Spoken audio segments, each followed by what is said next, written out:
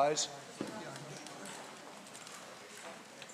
I pledge allegiance to the flag of the United States of America and to the republic for which it stands, one nation, under God, indivisible, with liberty and justice for all. Thank you. Madam Clerk, would you please do the roll call? Councilmember Engler, Here. Councilmember Newman, Here. Councilmember Taylor, Here. Mayor Pro Tem Adam, Here.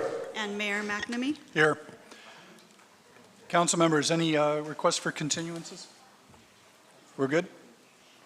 Super. We'll move to public comments. Madam Clerk?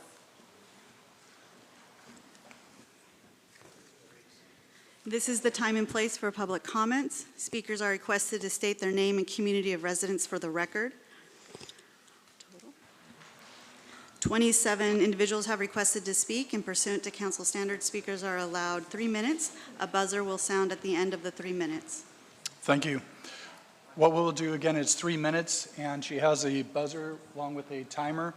We'd like to keep it tight at the 3 minutes. When you have 15 seconds to go as a courtesy so you can kind of wrap up your thoughts, I will quietly say 15 seconds. So that way you know to start wrapping, and when you hit 3 minutes, I will say, thank you very much, and the next speaker is, that's your cue to find your way back. I'm going to use the system that was set up a few years ago that I'm going to do alternating between Zoom and the people here in the audience, 5 from one, 5 from the other. So we're going to go to the Zoom first. First up we have for public comment is Piper Jackson. Piper, you have 3 minutes. You're on. Good evening. Thank you, Mr. Mayor, City Councilors. My name is Jackson Piper from unincorporated Newbury Park. I'm part of VCMB, housing advocacy organization. I'm also part of the TO Livability Action Network. I am thrilled that the city has included affordable housing as one of its top priorities for this next year. I think there are so many aspects of life in the city that affordable housing affects and that the lack of affordable housing impacts. Affordable housing is absolutely necessary for the employees of many jobs to enable them to live close by and access that employment, and for their employers to access their ability to work for them.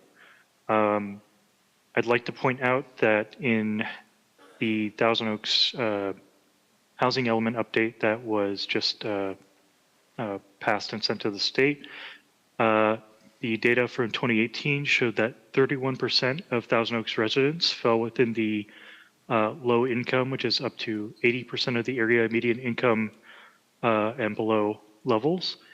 At the time, that would have been about $70,505 per household annually. Between 2013 and 2020, so that 2018 point in time fell within that housing cycle. 33 of the 697 housing units that were built in the city, which equates to 4.7%, were affordable within categories that could be accessed by these by the people that were low income or below. So once again, that's 31% of the population versus 4.7% of the housing built within that time. The data that was used for the housing element update contains a lot of similar facts about how expensive housing is in Thousand Oaks, and how disproportionate the housing that has been built over the last few decades has been to the affordability need of the population. And most of the data points, most of what was in that housing element were sort of collected and analyzed prior to the data that we will 15 have seconds. from the COVID era.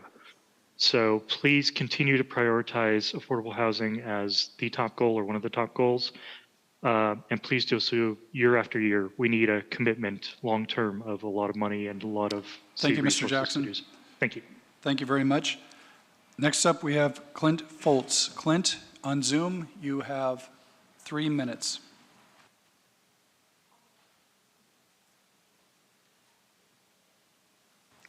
Clint, are you on? Clint? I don't see Mr. Foltz right now.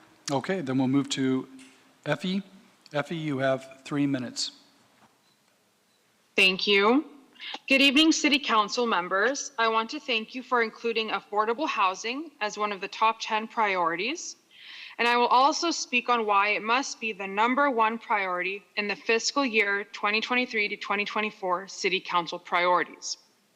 I echo my community members' points that the priority statement should commit to increasing the budget allocation for affordable housing, commit to additional new affordable housing site development, providing zoning approvals necessary to develop significant numbers of affordable units, and identify and implement new programs and services to alleviate the affordable housing crisis in our city. As you are already aware, Ventura County faces one of the worst housing crises in the nation, and it is only getting worse. Research shows that paying more than 30% of household income towards housing costs is considered a cost burden that creates housing instability. Paying more than 50% of household income is a severe cost burden that increases the likelihood of houselessness. As you are already aware, in 2021, the median home price in Thousand Oaks had gone up to almost $1 million. Please note that the consequences of the ongoing pandemic, including the economic instability it continues to cause, create even more serious cost burdens for community members. Residents paying too much of their income on housing have little or no income remaining for other necessities, including healthcare.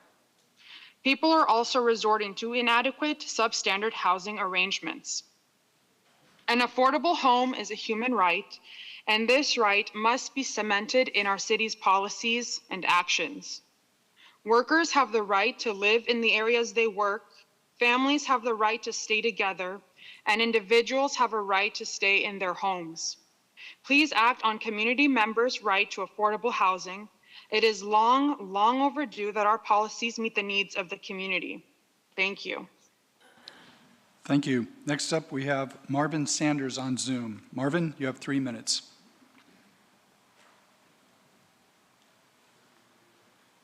Marvin, you on? He's on, he needs to unmute. Marvin, would you please unmute, and could we reset the timer for 3 minutes, please? Marvin, go ahead and start. Marvin, if, Yes. There we go. Go ahead and, you have 3 minutes. Go ahead and begin. Hello, Marvin Sanders, Rancho Mobile Home Park resident, the young gun coming in once again.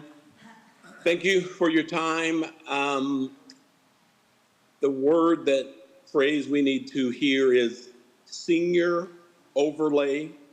The City Council of Thousand Oaks has the power legally, legislatively, to put in place a senior overlay to protect all of the senior mobile home parks in Thousand Oaks. It has been put into place already. Its precedent has been set. Huntington Beach, Yucaipa, the city of Ventura, it has withheld legal challenge all the way to the Ninth Circuit. And as I'm sure most of you know that know the law, the Ninth Circuit, if you lose in the Ninth Circuit, your next step is to the U.S. Supreme Court. A senior overlay put into place by our cities already in California have met that challenge, and they have not been defeated. The fair housing, one thing that the Putnam family tried to sued the city of Yucaipa, and that's the case that went to the Ninth Circuit.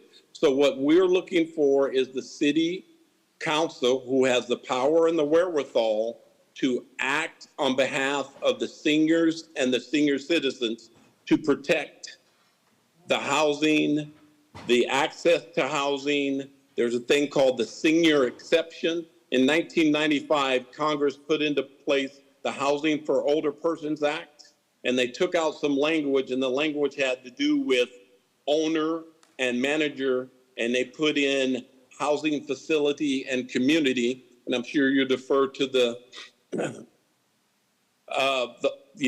excuse me. Oh, lost my thought there.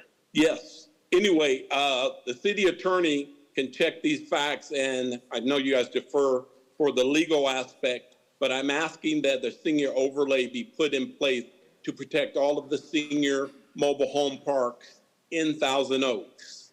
It's already, like, once again, the precedent has already been set. It has withstood legal challenge all the way to the Ninth Circuit Court. I'm reiterating that because that's a big deal. We need to protect all of the seniors, more especially those that are unable to protect themselves. My analogy here is that, yes, I believe that 15 seconds. Thank you. I believe that we all should have access to hospital rooms, but I think that ICU should be for special people. Senior mobile home parks are special people. Thank you so much for your time. Thank you, Mr. Blessings as Sanders. always. Next up, we have, let's go, I understand that Clint Foltz is back on. Clint, you've got 3 minutes. Thank you. Hello, my name is Clint Foltz. I'm a resident of Thousand Oaks and a member of the Conejo Climate Coalition and the newly formed Conejo Housing Coalition. I'm asking the council to commit to environmental sustainability by adopting the Climate and Environmental Action Plan, also known as the CAP, implementing all programs and policies outlined in the adopted CAP, and enacting a sustainable procurement policy for all government purchases. Additionally, I'm asking that affordable housing be a top priority for the council. Over 60% of climate pollution in Thousand Oaks comes from the transportation sector. Due to the lack of affordable housing, many workers commute into our city from great distances and create a significant portion of this climate pollution. Creating a more walkable city with additional infill housing will be good for the community by avoiding additional sprawl, future-proofing our city against the climate crisis, providing a bigger customer base for local businesses, and improving schools through increased enrollment. I hope that the city will prioritize affordable housing, climate, and ultimately the safety of our community. Thank you. Thank you, Mr. Foltz. Next up, we have Danielle Bloom. Danielle, you have 3 minutes. Go ahead and begin. Ms. Bloom is not on. She is not on. We will go to the next one, which is Kat Selm. Kat, you have 3 minutes. Hi, good evening, Honorable Mayor and council members. I hope you can hear me. I'm in transit right now. I don't have any big speech prepared, but I just want to say that I really hope that you prioritize the climate and environmental sustainability in your goals and priorities for this year. The world is not meeting its targets at all. We are really behind, and it's pretty scary. We don't want to live in a 1.5 degrees Celsius world. We can't live in a 2 degrees Celsius world. And even though we're a small city, we have a lot of power. We have power to purchase things. We have power to build buildings. We have power to scale beyond our city limits to inspire other cities and state governments with what we do. And we've shown that we can be a leader in sustainability, and we've done it in the past. So I ask that you really step up and, first of all, meet your goal of last year, which we haven't met yet, to pass the actual CAP, and then to actually enact it, which is the big lift, right? After we pass it, we need to actually enact all the things that are in the Climate and Environmental Action Plan. And that's going to take all of us as a community. And part of doing that is holding each other accountable to doing it. And we hold each other accountable by making it our goals, making it our priorities. We'd also love to see a sustainable procurement policy. A lot of other cities have done that, and there's great models you can follow. And I'm sure that your staff can start looking into how to actually do that. Maybe that could just be a study session.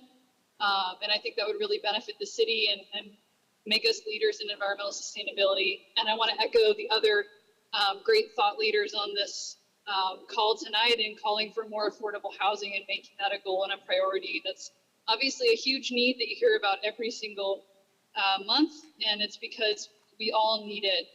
It's huge, and it's also a very scary thing that's a crisis in this country. So please do the right thing on climate and affordable housing. Thank you so much. Thank you. We are now going to go into the in-house speakers, and then after we do 5 of those, we'll come back to finishing up the Zoom speakers. To lay some of the ground rules, again, 3 minutes. We have a clock over there that we have our own Vanna White in-house. That's Ms. Sandra Delgado. Sandra, say hello to everybody. Give a wave. There you go. Big hand for Sandra, please. I have a request of you. Is the microphone on so when the 3 minutes is up, the alarm will sound so they can hear it? Yes. Terrific. Thank you. First up, and here's the way it's going to work. I'm going to call the first speaker to come up, and I will announce the second speaker who will be behind them, so that way you can quickly step up to make your comments.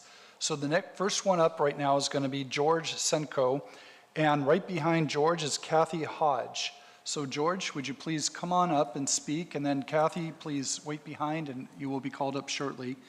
And Mr. Senko, you've got 3 minutes as soon as you get settled in. Go ahead.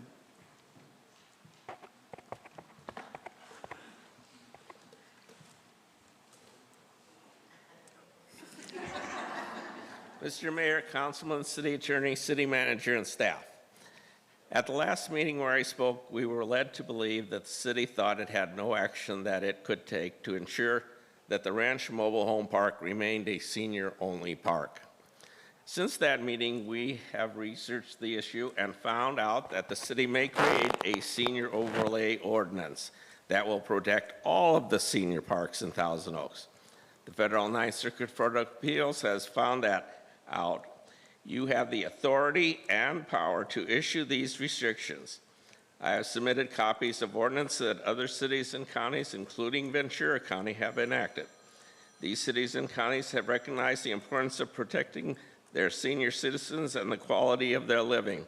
One of the items that they refer to is the fact that seniors who have purchased in the parks were told that they were purchasing senior parks. It is up to you to make sure that the promise is carried out. You have the ability to regulate. Again, I'm referring to the court's ruling, senior parks in your community. Yes, the park owners are businessmen, and as such, their focus is to make as much profit as they can. No problem. However, you recognize that the senior in your community need protection from excessive avarice. The current practice for getting around the RSO is to make it difficult for a senior to sell his mobile home to an independent buyer. Then the park owner jumps in, buys it, raises it, puts a new unit in, and can charge whatever the market will bear. In our park, a unit that would have sold for about $300,000 and with a 10% increase in rent, rented for about $660 per month, the park owner bought the unit, got rid of it, put in a new unit, which his price is asking $500,000, and the rent will probably be $1,200, a 50% increase. By changing the park to a family park, whereas a senior could not afford that, a family with multiple incomes could, thereby forcing the seniors out onto the street. It is your duty to make sure that that does not happen. That will also decrease the affordable housing in our community. We encourage you to put senior overlay ordinance on the next council agenda. Thank you. Thank you, sir. Next up, we have Kathy Hodge. And behind Kathy, in fact, I don't know if city staff can do this, but place a chair perhaps next to the podium or behind the podium so that way the person can sit. Is that possible? Carl? Oh, thank you, Mr. Thank you, George. Kathy, you're on. You have 3 minutes. After that, we have Carol Partington. Kathy, you'll be up. You're welcome to sit there because you're so close, but yes, you'll be next up. Please proceed. Thank you. Good evening. My name is Kathy Hodge. I live in Thousand Oaks, and I've lived in Thousand Oaks since 2015 in Ranch Mobile Home Park. I'm going to read something, and I'm going to ask you to think back to the year 2017 and think about a carousel horse, a really beautiful carousel horse. Because when I read this, I want you to guess where I'm reading from and where it came from. And that's a clue. Your clue is 2017 and the beautiful carousel horse.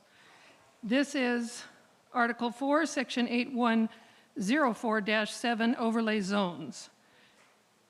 It is actually 8104-7.10, Senior Mobile Home Park Overlay Zone.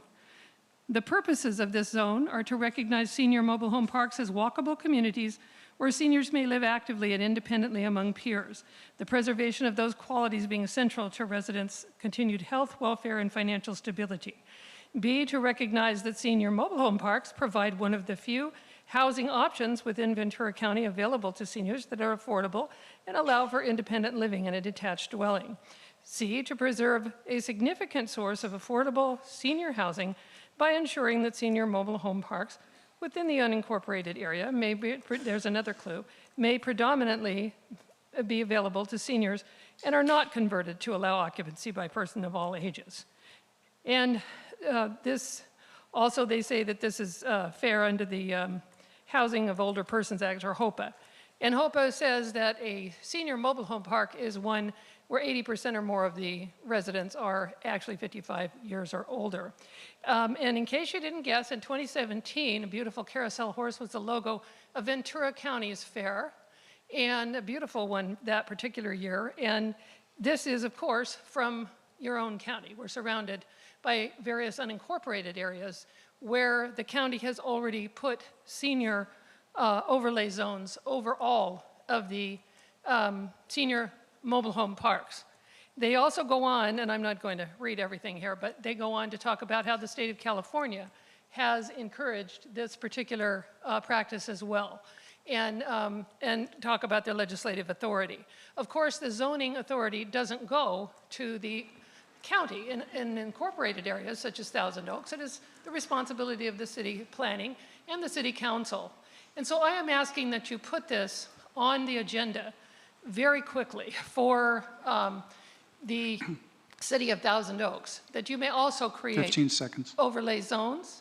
And time is of the essence, since we are pending a deadline imposed by, potentially by the owner.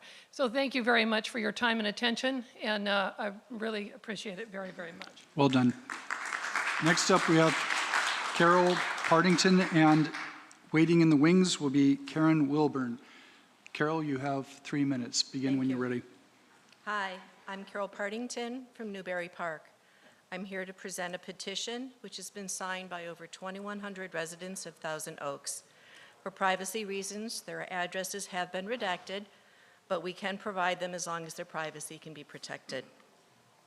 This petition asks that the City Council remove the Borchard property from the areas of change when the general plan is finalized and leave the current combined land use in place.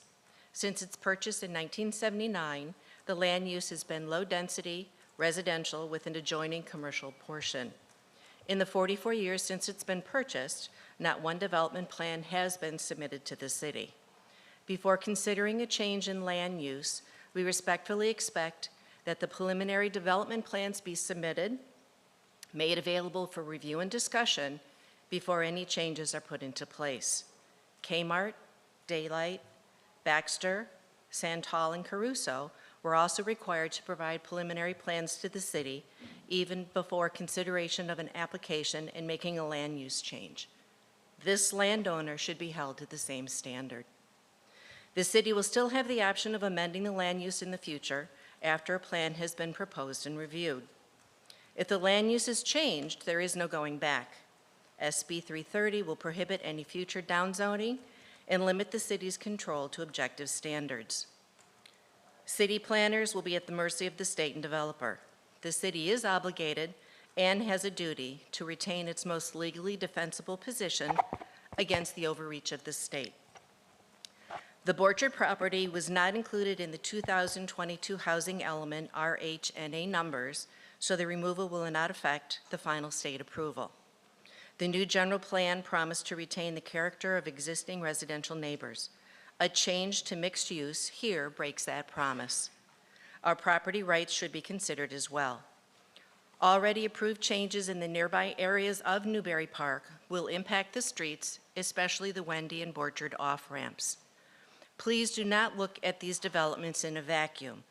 We respectfully request that the City Council ask for a combined study of the cumulative effect of these approved changes before consideration is given to changing the land use for the Borchard property. We ask that you support and defend the rights of the citizens who voted you into office as servants for these people of our neighborhood and our prosperous community as a whole. Therefore, we ask that you consider this matter 15 as seconds. future and separate agenda item and sent back to staff for further study and discussion. Thank you for your time. Thank you. Thank you.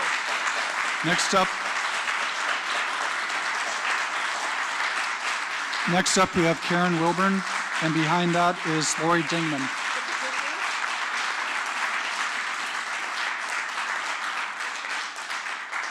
Your applause is noted. We'll be here till midnight if you continue, so please, we'd like to get home. Karen, you're up next, and then Lori Dingman, you're in the wings. Karen, go ahead, you've got 3 minutes. Good evening, I'm Karen Wilburn of Newbury Park, and I'm here tonight speaking on behalf of 92% of the residents and voters of Newbury Park. First, a few statistics. Newbury Park has 15,500 households and 23,000 registered voters. A sampling of 999 households and 1,020 voters will produce a statistically accurate result with a margin of error of 3%.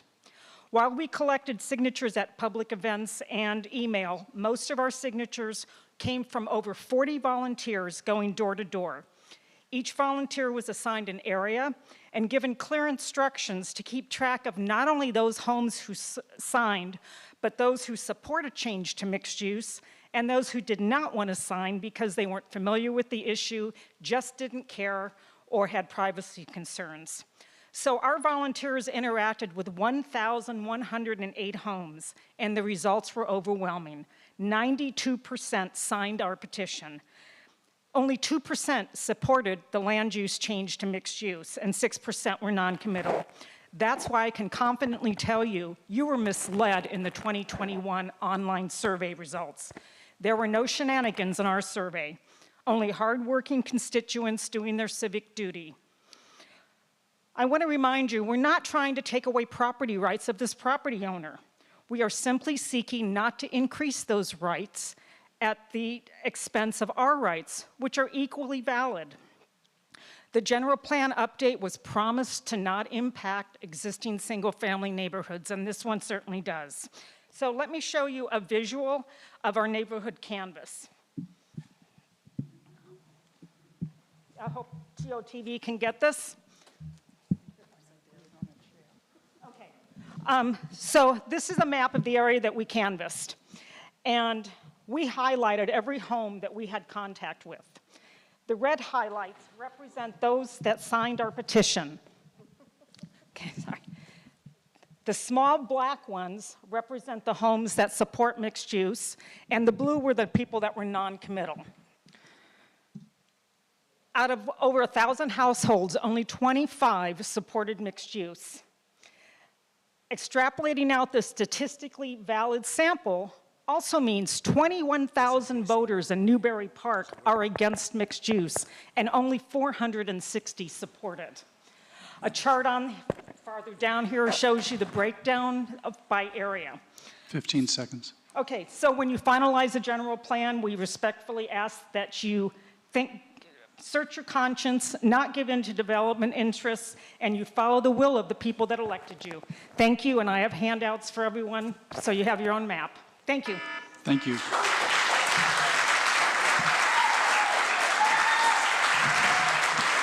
Next up, we have Lori Dingman.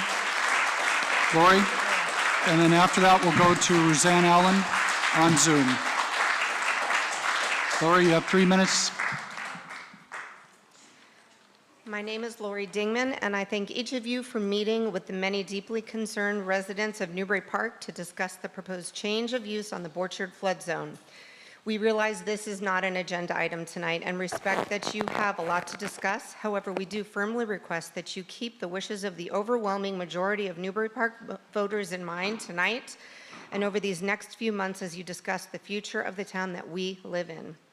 There are many options available for housing and community spaces. We urge you to move towards solutions that we can all get behind instead of trying to force a square peg into a round hole. We reject the notion that we are anti-development. We are reasonable people making a reasonable request that the city slow down this process before an irreversible change is made that will irreparably devalue our property. You are all aware of the impact of recent state laws which tie the hands of cities and allow a property owner to build by right up to the height, depth, and density of the land use designation given. This proposed change would allow by right anything from hotels, four-story apartments, bars, and more directly in the middle of a residential neighborhood. At the former Conejo Valley High School site, even when sold, the new property owner will be held to the rules stipulated when the change of use was originally granted. Changing this designation without a plan or any stipulated rules attached to it is like giving this property owner a blank check. Any deep pocket mega developer it might be sold to in the future would have the same by right ability to build. We ask you, please do not give the city's rights away. Staff has indicated that none of the previously voted on land use designations are set in stone. They are merely recommendations, and any of them can and must be changed in the final version if a conflict or concern with the proposed change becomes evident. We've all witnessed the lengths this developer has gone to convince you that something unfair has happened and that he deserves this land use change. This property owner is entitled to nothing more than what was purchased, and what was purchased was an encumbered, landlocked, 36-acre parcel in a high-risk flood zone with an established flood easement. Handing a developer the by right ability to build almost anything he desires in the name of flexibility can't happen. They knew what they purchased when they bought it, and it's not the responsibility of this city or any of you to rescue them from their poor financial decision at the expense of every property owner in Newbury Park. 92% of Newbury Park are asking you to take this matter seriously, and we ask that this issue be added to an upcoming agenda at the time that the land use portion of the GP is being reviewed, and we thank you. Thank you. Next up, we go to Zoom with Roseanne Allen. Roseanne, you will have 3 minutes. Roseanne, you have 3 minutes. Go ahead and begin. Hi, my name is Rosanna Allen. I've been a resident of Thousand Oaks for 13 years now. I have been a fortunate recipient of low-income housing. It was because of the creation of this supportive housing that I was able to get housing in the first place. And I was rehoused just in time as my body was very quickly failing me.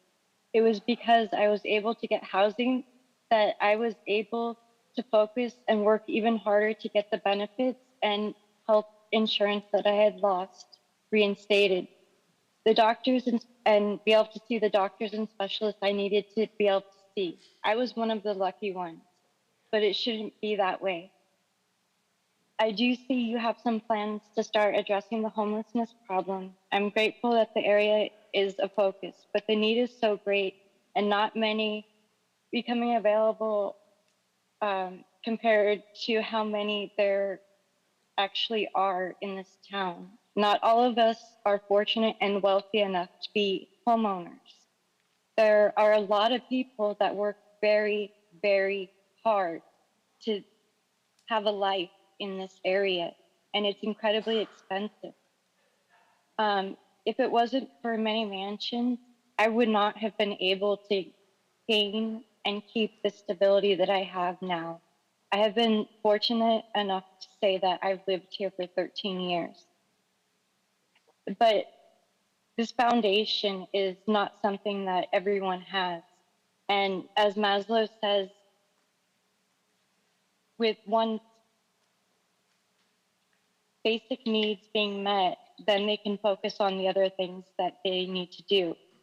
But when those needs aren't met, it becomes problems not just for that person, but for everyone around them. And when you have lost everything, it's important to be able to find a way to get back up and be able to be a contributing member of society again.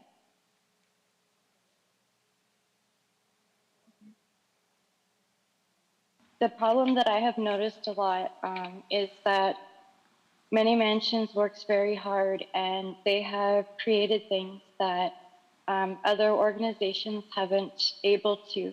But these organizations all work together, and they're incredibly important to help not just those that are homeless, but those that don't have a lot of money coming in despite working 2 or 3 jobs. And what I have 15 noticed seconds. is when the organizations have the funding that they need, they're able to help a lot more people. Thank you, Rosanna. If they don't have help, Thank you, no one Rosanna. else. Next up here in House, we have Peggy Buckles, and after Becky, we have Jess Weehee. Peggy? Is Peggy here? And again, Jess, if you would wait behind, you'll be the next one called up. Peggy, you have 3 minutes when you get settled in at the microphone. No hurry.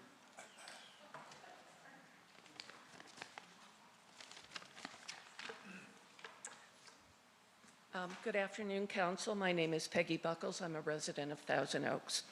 I'm here to encourage you to make affordable housing our #1 priority for this fiscal year. We know there isn't enough affordable housing in Thousand Oaks. Our children move away after college. We have more and more homeless. Seniors are forced to move to less expensive cities and give up their homes and friends. This situation has only gotten worse. This is all about supply and demand. If we would allow more apartment buildings, the rents would go down so that the landlord could fill their units. Since supplies are so limited, the rents go up. There was an article yesterday in the LA Times about accessory dwelling units and how it could help solve the housing crisis in San Francisco. That may be a solution for seniors and young renters, but we also need housing for families. I was under the impression that developers had to build a percentage of low-income units. Come to find out, landlords only have to give $10,000 per affordable housing unit to the city to skirt that law. Where does that money go? Is it used to build affordable housing? In 2018, nearly a third of our residents fell into the low-income bracket.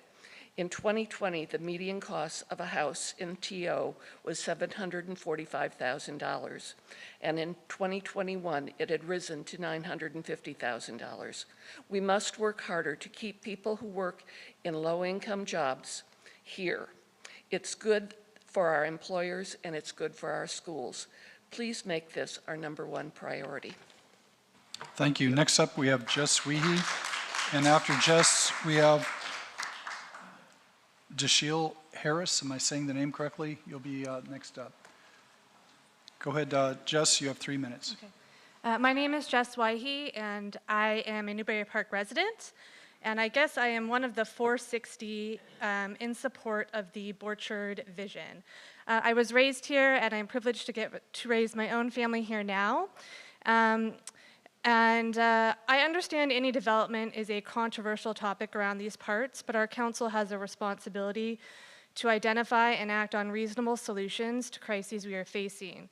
First and foremost, I don't see this as something to be dismissed as simply pro-growth versus no-growth battle. As a child, I canvassed with my dad in support of Linda Park's first city council run. I was 12 years old. As a child, I came and spoke at city council meetings against the Target development off Windy and then the development off of Old Conejo Road. So I've been on both sides of these issues. I can respect the passion, but we need to deal in facts, and we need to do so responsibly. We know the Borchard property was unanimously selected as an opportunity site by City Council in 2017. We know per the original EIR, this property was always slated for Phase 2 development following Fox Meadows.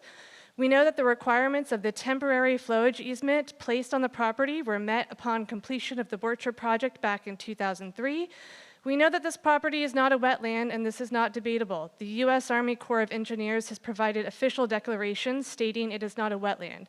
They are the only agency that has the jurisdiction to make that determination. We know we are in a housing crisis, and we need affordable and workforce housing options, and this property will help our city plan for that. We know that any development, if presented to the council, would have to go through the required environmental and traffic analyses and adhere to all FEMA regulations.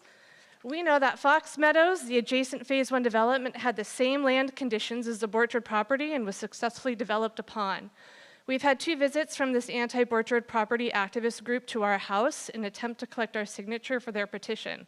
We very clearly expressed our support for this project and were first marked as undecided and told to get educated. And this has me questioning the validity of any petition results provided to you from this group. I have heard similar experiences from surrounding neighbors. I implore these activists to stop intentionally misrepresenting this property and any plans to our community. And I respectfully ask that the council honor the mixed-use low-density zoning for the property that was voted on after a very robust conversation in 2021 when that time comes. Thank you. Thank you. My apologies for mispronouncing your last name. Waihe. One time, Waihe. And Deshelle Harris, am I close? Yes, Deshelle Harris. Deshelle Harris. And next up, we have Pat Hostmeyer. Pat, please wait in the wings. Oh, no, you just stay where you are. You're good, because you're close enough. Thank you. You're on. Good evening, everyone. My name is Deshelle Harris, Area Director of Lutheran Social Services. For those unfamiliar with LSS, we are located on Hillcrest, and we serve those who are unhoused as well as those who are housing insecure. As a leader, I use facts and evidence-based practice to inform my decision-making. Because of this, I'm going to talk about certain facts to demonstrate why affordable housing should be the #1 priority of the 2023 through 2024 City Council priorities. So according to the 2020 TOPD homeless count, there are over 200 individuals and families experiencing homelessness in the city of Thousand Oaks. This number hasn't changed much because LSS has served 196 of these families and individuals from 2021 to 2022. And those are just the people that have come to us for help. Of the 196 unhoused we served, 100% of them are longtime Thousand Oaks residents. This means that those living on the streets of this city have not migrated from somewhere else. There are neighbors with deep roots to our community. Another fact, the average cost of a 1-bedroom apartment in Thousand Oaks is over $2,200, which means an individual or family needs to have an income of over $7,000 to avoid becoming cost or rent burdened. Another fact, so various studies have shown time and time again that the leading cause of homelessness in California is lack of affordable housing. What about addiction or mental health issues, many people say? Studies compared cities across the country with those in our state and found cities with similar rates of addiction and mental health issues have lower rates of homelessness due to the availability of affordable housing. And one final fact, the city made a commitment in 2029 housing element to implement various strategies to increase affordable housing. The Navigation Center is a great start, and so is the Home Key renovation of the Quality Inn. And more needs to be done. The Navigation Center needs homes for people to transition into, and the Home Key project is not designed for families with children. So as I mentioned, I use facts to inform my decision-making, and I hope that as community leaders, the facts that I have shared, the facts that have been shared by others, will inform your decision to allocate more resources to addressing the affordable housing needs in this community. Thank you. Thank you. Next up, we have Pat Hostmeyer, and behind Pat, we have Thaddeus. I don't even want to try the last name. Thaddeus, if you'd go ahead and wait in the wings. Pat, you're first up. Go ahead. Good evening, Mayor McNamara and council members.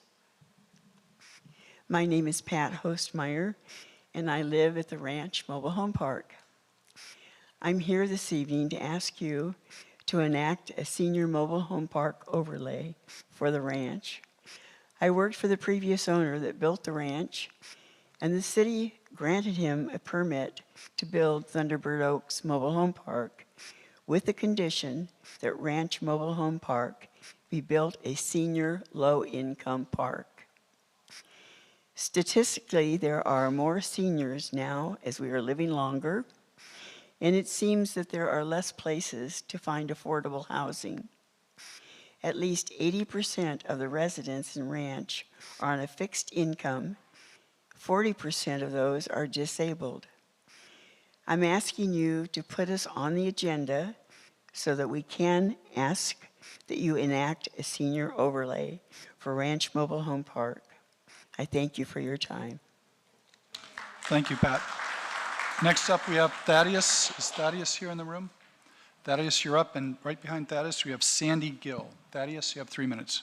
Yeah, Thaddeus Wojcik, I'm a resident of Oak Park. I've been asked to read this into the record on behalf of Crystal Salapadas, who cannot be here tonight. And she asked that if the council would accept the letter for the minutes, if the clerk or somebody could take it, I can leave it here.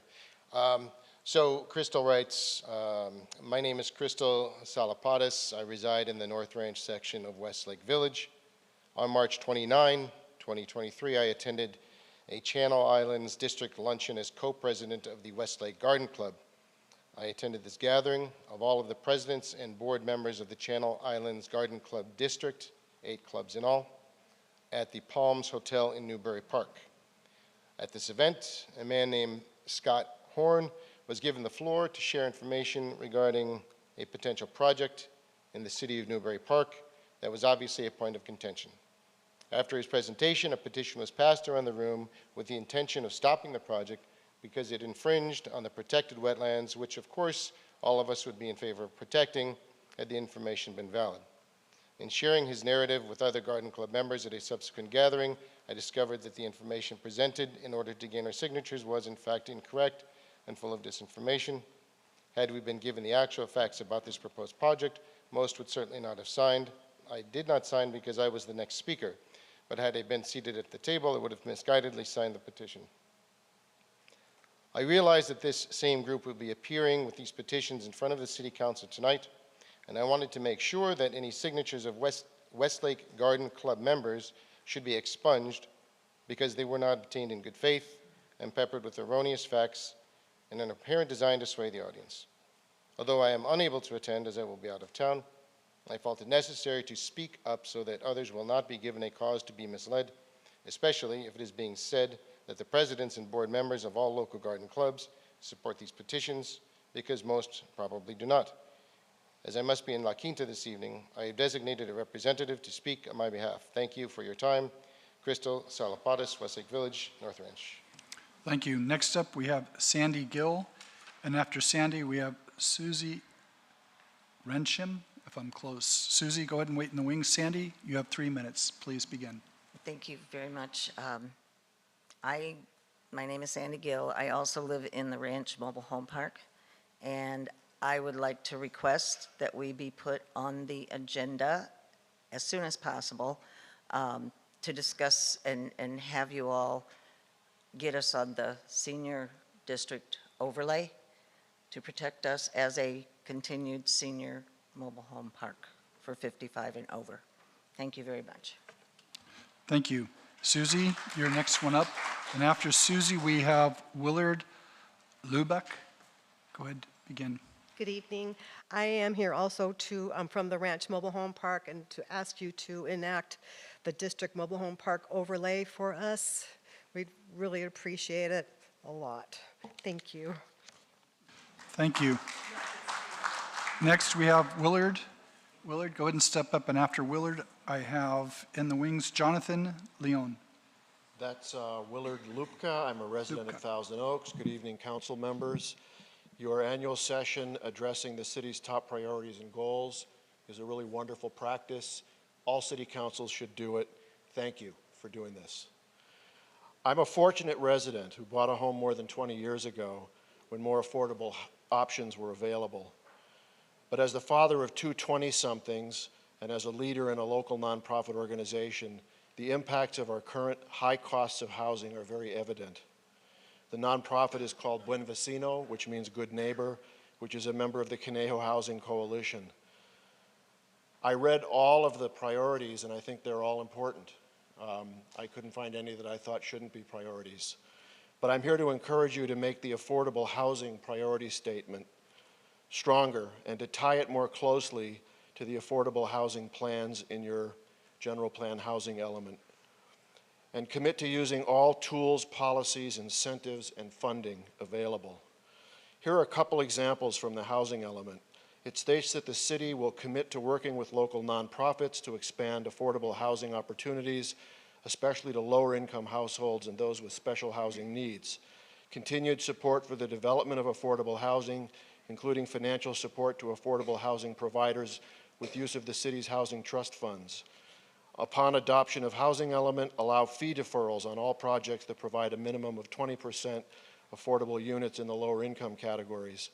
Enhancing mobility strategies and encouraging development of new affordable housing in high resource areas by implementing active transportation plan, ADA transition plan, and designating new residential areas such as village centers as part of the draft preferred land use map. The housing element is full of great ideas and initiatives to help alleviate the affordable housing crisis. Please make it a top priority to make those plans and intentions in the housing element a reality and to achieve substantial further progress to alleviate the affordable housing crisis we have in our city. Thank you so much. Thank you. Next up, we have Jonathan Leone. After Jonathan, we have Carol Shelton. Carol, go ahead and wait in the wings, and Jonathan, go ahead and begin. Thank you. Good evening, council members. My name is Jonathan Leone, and I'm a current resident of Camarillo, but I stand before you as a recent graduate of California Lutheran University. Although I had the privilege of attending this esteemed institution, it is important to acknowledge the disparities I faced along the way. Like many commuter students, I resided with my parents, and even as a recent graduate, continue to do so, given my financial constraints. This firsthand experience provides me with some insight in how affordable housing can positively impact the lives of college students like myself. With greater opportunities for affordable housing, we are empowered to pursue the goals and dreams that we have set for ourselves and embark on this transition to adulthood with confidence without any fear of being unable to secure a stable and affordable home. Thus, relieving any financial burden that would prevent us from redistributing our resources towards establishing a strong foundation for our future families. These opportunities would empower us to make decisions based on what we have aspired to achieve rather than those based on the financial constraints we may be facing. Furthermore, expanding the opportunities for affordable housing will also ensure that the benefits of achieving a higher education can extend beyond students like myself who emanate from diverse backgrounds. Through such opportunities, college students will be more inclined to form younger families within our community who will contribute to our local economy and diversify our workforce with talented individuals who will drive innovation for years to come. Thus, students and the community as a whole will benefit from the rewards. In conclusion, I urge you to recognize the importance of affordable housing, not just for college students who will be starting their own families, but for all. By prioritizing affordable housing, we empower these members of our community to thrive, unlock their potential, and contribute to the growth and prosperity of our community. Thank you. Thank you, Jonathan. Next up, we have Carol Shelton, and after Carol, we would like to have Leanne Holland speak. Go ahead, Carol. My name is Carol Shelton, and I live in Thousand Oaks. I have lived in Thousand Oaks for most of my life. I've raised my children here, and 3 generations of my family have called Thousand Oaks home. Thousand Oaks has an affordable housing crisis. I am speaking tonight to ask you to consider moving affordable housing development to the city's top priority for the 2023-2024 fiscal year. I am a single parent responsible for 2 adult boys with developmental disabilities. I am the sister of an unhoused person, and I am low income. I have come to realize that home ownership is outside of my reach and that I am always going to live in fear of rent eviction, being rent burdened, and that I am 1 or 2 disasters away from losing my shelter. I have been alive long enough to see the staggering wage inequality that exists. Historically, people who had a steady full-time job and a down payment could buy a home here in Thousand Oaks. Regular people with regular jobs. Not brain surgeons, but teachers, medical personnel, retail workers, caregivers, and people with a trade. It was a given that you could move out of your folks' house or live on your own with a steady source of income, whether it was sharing a house or an apartment, and you could also save up money to buy your own home. That is no longer the case. I see the day-to-day struggle of regular people trying to keep their heads above water to be able to afford to live here. Multiple families living in apartments meant for one family. People my age living in their car or in the bushes. And much, much worse. This is not a pull yourself up from the bootstraps moment, nor should the message be, if you only worked harder or are a person of worth, can you live here in Thousand Oaks? Where do our current goals and plans leave people who are permanently disabled, living on SSI, people in unstable housing or substandard housing, and workers that simply do not make enough money to thrive in Thousand Oaks? If Thousand Oaks wants to meet its top goal of becoming an inclusive and equitable city regardless of background, age, ability, or income, community members should know that our city leadership is making decisions that positively impact everyone in Thousand Oaks. That includes prioritizing and taking action on affordable housing. The need for affordable housing remains great despite efforts by our city. Waiting lists for affordable housing do not account for the entirety of our needs. I'm asking you, my city council, to make affordable housing develop one of the city's top priorities for the 2023-2024 fiscal year. Thank you for listening. Thank you. Next up is Leanne Holland, and after Leanne, we have Rosanna Guerrera. Leanne, you're on. Good evening. My name is Leanne Holland, and I live in Newbury Park. I'm speaking tonight to ask you to make affordable housing development the city's top priority for 2023-24. The city has made notable progress in creating more affordable housing in the past year or so, but the need remains great. Waiting lists for affordable housing in our city are around 2,500 households, and those lists alone likely do not account for the entirety of the need. There are many folks in need of affordable housing that I could speak about tonight, but instead, I want to talk about my dad. He was considered a man of worth in our community in Midland, Texas, and I don't mean financially. My story about my dad starts with two big lies. One was, yes, I'm 18 years old, and the other was, no, I don't have any physical impediment to serving. You see, my dad was burned in a fire as a baby, and he had massive scar tissue on one leg and only one toe on that foot. But the Army Air Corps doctor didn't make him strip below the waist, so he was able to fake his way through the medical exam when he volunteered to serve in World War II. He became a nose gunner on a B-24 in the Pacific Theater at age 17. After the war, he tried to attend college on the GI Bill, but being on a college campus was too difficult after what he'd seen and endured. So he bounced around to different jobs, a roughneck, a school bus driver, until he became a letter carrier for the U.S. Postal Service. He worked for the post office for more than 30 years, and though our house was modest, my dad was able to provide our family with a home. My dad was also a leader in our church, a deacon who ran an outreach program for neighborhood kids. Even after he retired, he wasn't done with work. He was a school crossing guard and a security guard for a retirement community. My dad lived a life of service, and he was buried with military honors. In our world, he was a person of worth, but there is no way he could afford to buy a home in Thousand Oaks. There are many people of worth in our community who struggle to afford to live here. I have a friend whose daughter is in college to become a teacher, and she knows she cannot afford to move back to her hometown once she graduates. That's the case for many people of worth, including teachers, caregivers, street sweepers, and letter carriers like my dad. If Thousand Oaks wants to meet its top goal of becoming an inclusive and equitable city, regardless of background, age, ability, or income, community members shouldn't need to make as much as a brain surgeon to live here. And how do we measure someone's worth?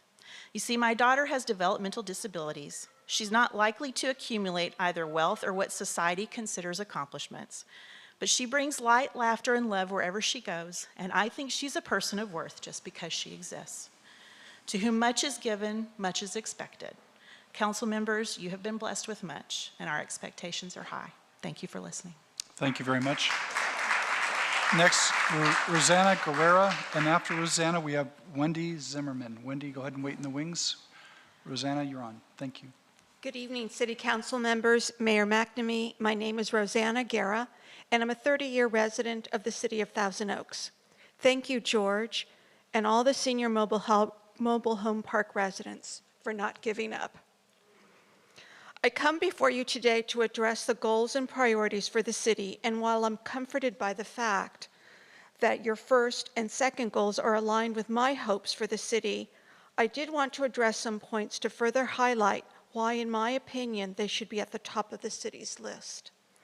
According to the National Alliance to End Homelessness, in their March 2022 publication, they describe Housing First as a homeless assistance program that prioritizes providing permanent supportive housing to people experiencing homelessness. And while the City Council may believe that it has addressed that component by the development of the Quality Inn project, the reality is that those units will be filled immediately upon completion without even touching the population entering the Navigation Center. Therefore, without a clear path to permanent supportive housing, those individuals that enter the Navigation Center will be out on the streets again. The solution is creating more permanent supportive housing pathways in our city and affordable housing for the very low income categories. So let's talk about evictions. Here's the reality for families that are on CalWORKs or social services when they face rent that is raised, a job that is lost, or they become ill. According to the Department of Social Services fact sheet, social services will provide once-in-a-lifetime benefit for up to 16 calendar days for a motel, not to exceed $145 a day. They will receive maybe money for a security deposit or 2 months if they're back rent. While this safety net is welcome, the reality is you've been evicted, and you probably will be less likely to find a new rental, and generally not in the 16 days that social services provides. Keeping families, older adults, and the disabled, vulnerable population housed should be part of your goal by increasing community block grants to support eviction prevention. Housing First believes that people's basic necessities like food and a place to live has to be attended first before anything else can be addressed. The Housing First approach views 15 housing seconds. as the foundation for life improvement. Housing families deserve a clear pathway to affordable housing along with older adults with disabilities, adults with disabilities and older adults. Thank you. Well done. Next up, we have Wendy Zimmerman, followed by Lynn Burdick. Wendy, begin when you're ready. You'll have 3 minutes. I'm Wendy Zimmerman from Newbury Park. Sadly to say, because Andrew Powers and staff did not get attachment 2 into the packet in a timely format, many of the comments that you have received are not as up to date as we would like them to be. I wrote my own comments, which are incorporated herein by reference and appear in your packet at pages 337 through 340 by reference.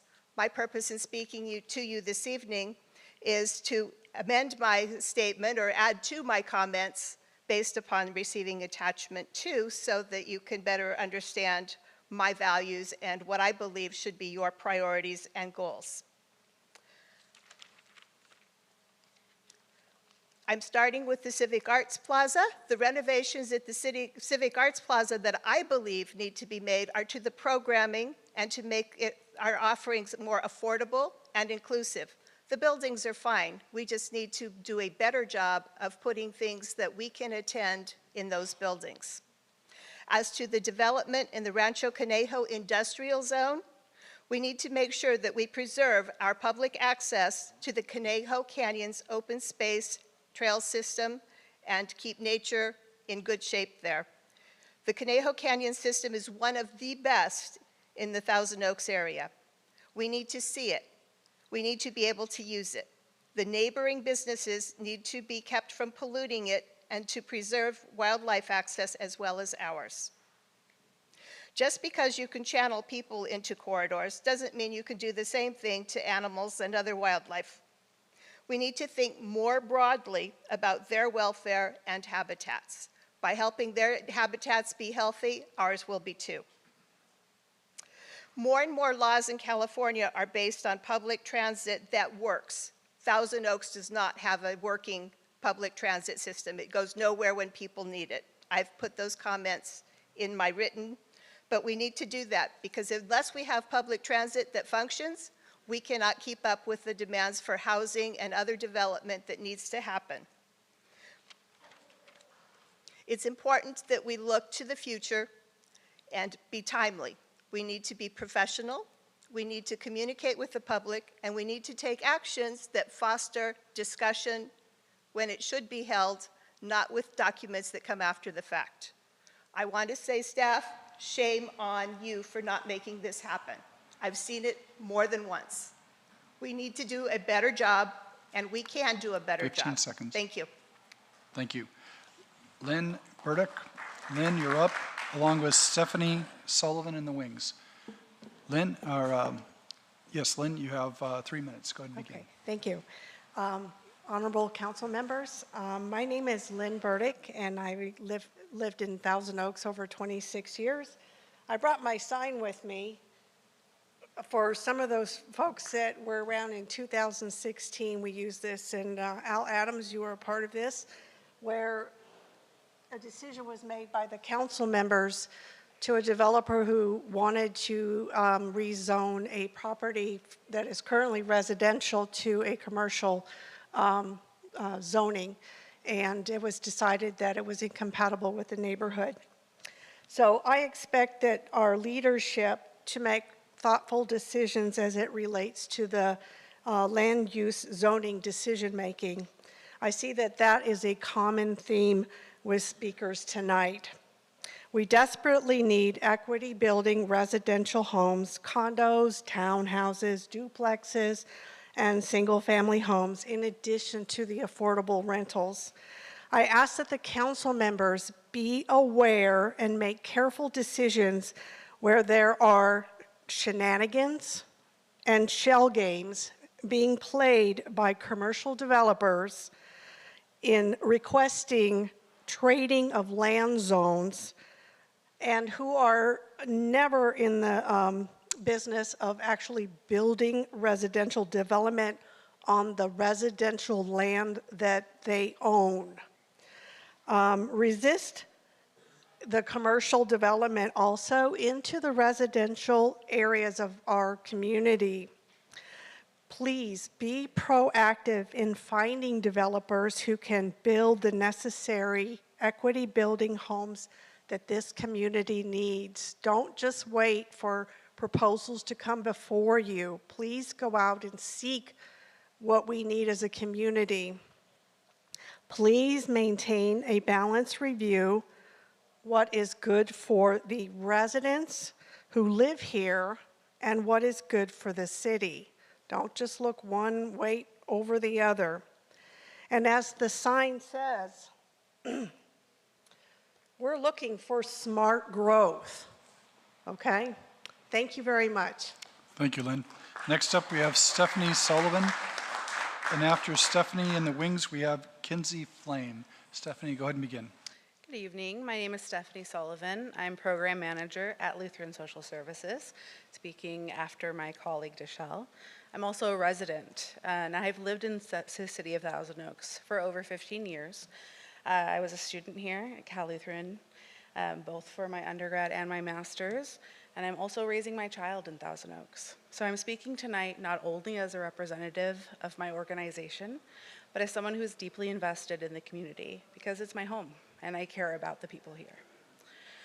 So based on the community opinion survey that I saw in the attachment tonight, I noticed that the top most specific way that the city can be improved now and in the future is to address homelessness. The third way is to provide more affordable housing. And another top way is by improving public safety. The good news is that all of these are tied together. So by providing safe and secure, affordable housing in the area, we can work together to provide housing to those experiencing homelessness. This will not only improve their quality of life, but their safety and security. The added benefit is that they will be able to seek additional services that they might need, but don't have access to without a permanent and stable home. Affordable housing will not only improve the safety and security of those experiencing homelessness, but the safety of our entire community. The police will not be needed to respond to quote-unquote crimes related to homelessness, and will have the ability to spend more time focusing on other issues in the community. The money spent on these patrols and responses can also be reallocated to other high priority issues, like healthcare, mental health care. As my colleague at LSS already discussed, there is a significant need for meeting this priority, and there are many benefits. This investment is not only humanitarian, but economic. More affordable housing means more dollars that can be invested in our community. And it's true that a high tide raises all boats. Thank you. Thank you, Stephanie. Next up, we have Kinsey Flame, and behind Kinsey, we have Chase Rashid. Chase, feel free to hang in the wings, and you'll be called up shortly. Kinsey, you have 3 minutes. Good evening, City Council members, Mayor, and community members. Shockingly, I live in Newbury Park. My husband and I live on Michael Drive, and we are actually one of the few properties that our property line backs up to the Borchard property. We have an easement with the county. We have 2 kids in the community, we have 2 businesses, and we are dedicated to making our community the best we can and putting in effort to do that. I know there's been a lot of chatter about this property, and it's very disheartening to hear the false information those who are against the property are sharing. Over the past few months, I've heard from many neighbors that there have been people walking around sharing information. And after speaking to them, I realized that it was false or not entirely true. Luckily, they chatted with me, and I gave them the right information and the place to find the right information. You may have also heard that they've been collecting signatures. I believe there's some Ring camera videos out there that clearly you can hear them telling false information. So I would be concerned if you were paying attention to those petition names, because I think that they are false. One of the members also came to my neighborhood, which I live right across the street from Urs, which, as you know, is a non-neighborhood school, meaning that 90% of the people drive in. She was videotaping all of the traffic. I assure you there were many parents not following rules of dropping kids off, but that's a public comment for CVSD. But she's taking videos of it. There's traffic in front of every school at 8:15 in the morning and 2:30. And so if you've received that information, it is also false. I personally saw them. Many people speaking negatively of the project will refer to it as the wetlands. We all know it's not a wetlands. I live directly behind it, and I can tell you that a better name for it is the ratlands. You should see the size of the rats coming out of that dirt property. We are not talking Satwewa. We are not talking Wildwood here. We are talking a piece of property next to the freeway. I cannot wait to see this property be developed and have it be a place where our community can go and have community events and have things to do, have a downtown, keep our money in Newbury Park and support each other. I can tell you that there's many younger families and many older families, people across the board, that are so excited to see something in Newbury Park that we can do, that we don't have to get in our car and drive to. 15 seconds. I will say that the map that was created here today was very offensive to many people, and I can tell you that I have many neighbors that their color is wrong on there from personal conversations. So I just ask that the council pay attention to what you're getting. Next up, we have Chase Rashid, and after Chase, we have Mark Perryman. Chase, you have 3 minutes. Begin when you're ready. Okay, thank you, council. So I'm going to talk about affordable housing. It is the top issue in the city. It should be the top priority for the city. And I've lived in the same neighborhood as Ranch Mobile Home Park for 24 years, the entire time I've lived in the city of Thousand Oaks. And I do agree that it should be made into an overlay zone so those seniors are protected. I work in a market rate senior facility. I've seen several people move out of there after a rent hike because they just could not afford to stay there. So seniors need to be protected. And as for affordable housing overall, I think one thing the council needs to keep in mind is that when developments are being built, that you cannot let developers have a blank check and not include any affordable units in their developments. And I'm not talking like 1 or 2 units. It has to be more than that. The minimum is not enough. It has to be more, something that is going to be sustainable for people of lower to middle incomes to live here. And low income isn't all that it used to be. It includes a lot of people who make a good amount of money but can't afford to live here. So keep that in mind. And as for the property in Newbury Park, I've seen the proposed project, and it's a good project for Universal City. It's not appropriate for that particular area of Newbury Park. And I'll say that in all honesty, that's not an offense to anybody who supports the project. And you got to ask yourself, is that particular developer going to include affordable housing in that development? Probably not. So zoning changes have to be taken very seriously and made carefully. So I would, if the council does not want to reject the zoning change, then leave it to the voters in that particular area to make that change. Let them vote on it. And if I'm correct, no one on the council currently lives in Newbury Park, so you really have to take that into account. So please let the voters vote in that area if you don't want to make the decision. Thank you. Next up, we have Mark Perryman. Mark, you will be our last speaker. You have 3 minutes. Mayor McNamee, City Council, City Manager Powers. My name is Mark Perryman. I'm the Chief of Staff for Ventura County District 2. On behalf of Ventura County Supervisor Jeff Gorell, we'd like to express our gratitude to the Council for its prioritization and goal setting of a Thousand Oaks-based East County Family Justice Center.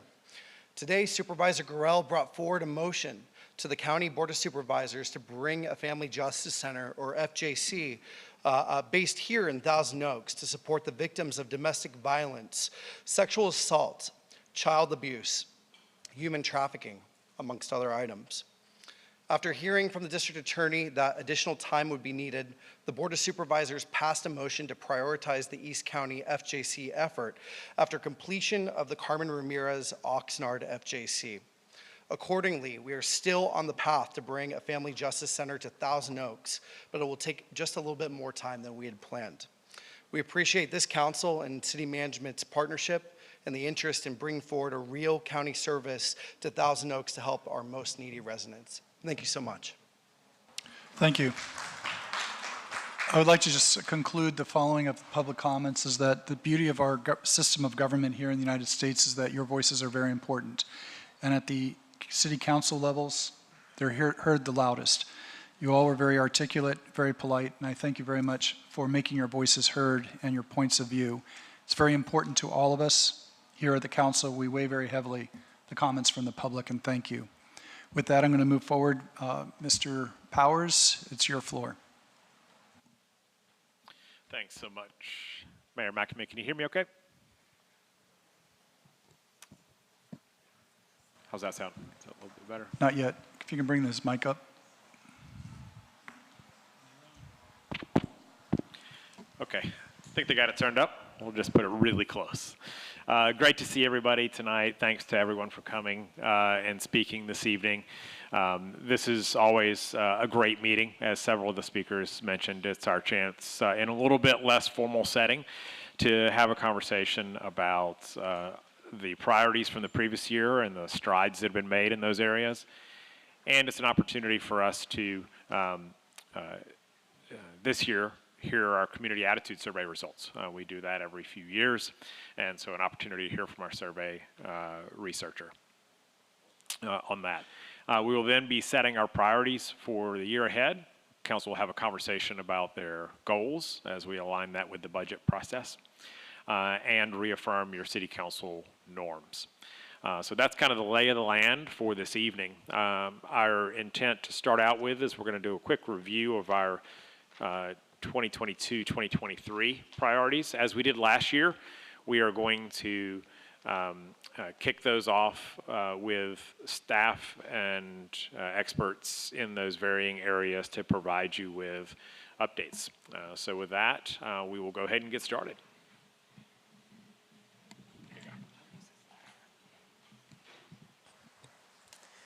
Okay, all right.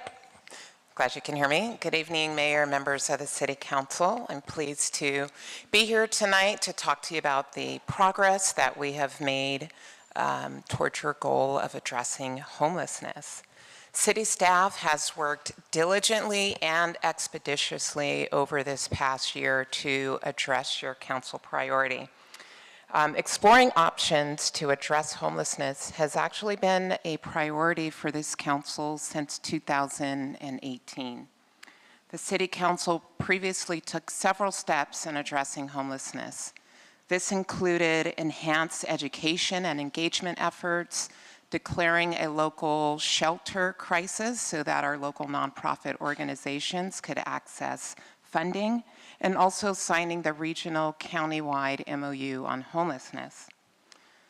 To further understand the community's sentiments and attitudes as it relates to homelessness and potential strategies that the city could explore, in the 2020 Community Attitude Survey, we posed several questions on homelessness.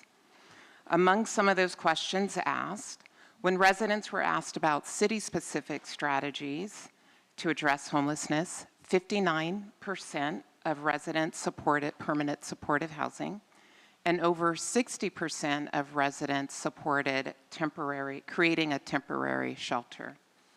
This statistically valid survey data, combined with other engagement efforts by the City Council and the former Ad Hoc Committee on Homelessness, and the timing and availability of unprecedented funding by the state of California essentially served as a catalyst for this City Council's unanimous support of city actions related to providing permanent supportive housing and emergency sheltering. More specifically, this past year, the City Council's priority was to secure home key funding and construct 77 units of permanent supportive housing at the former Quality Inn and Suites, and also work with Mini Mansions on identifying sites for additional homeless housing and exploring other partnerships.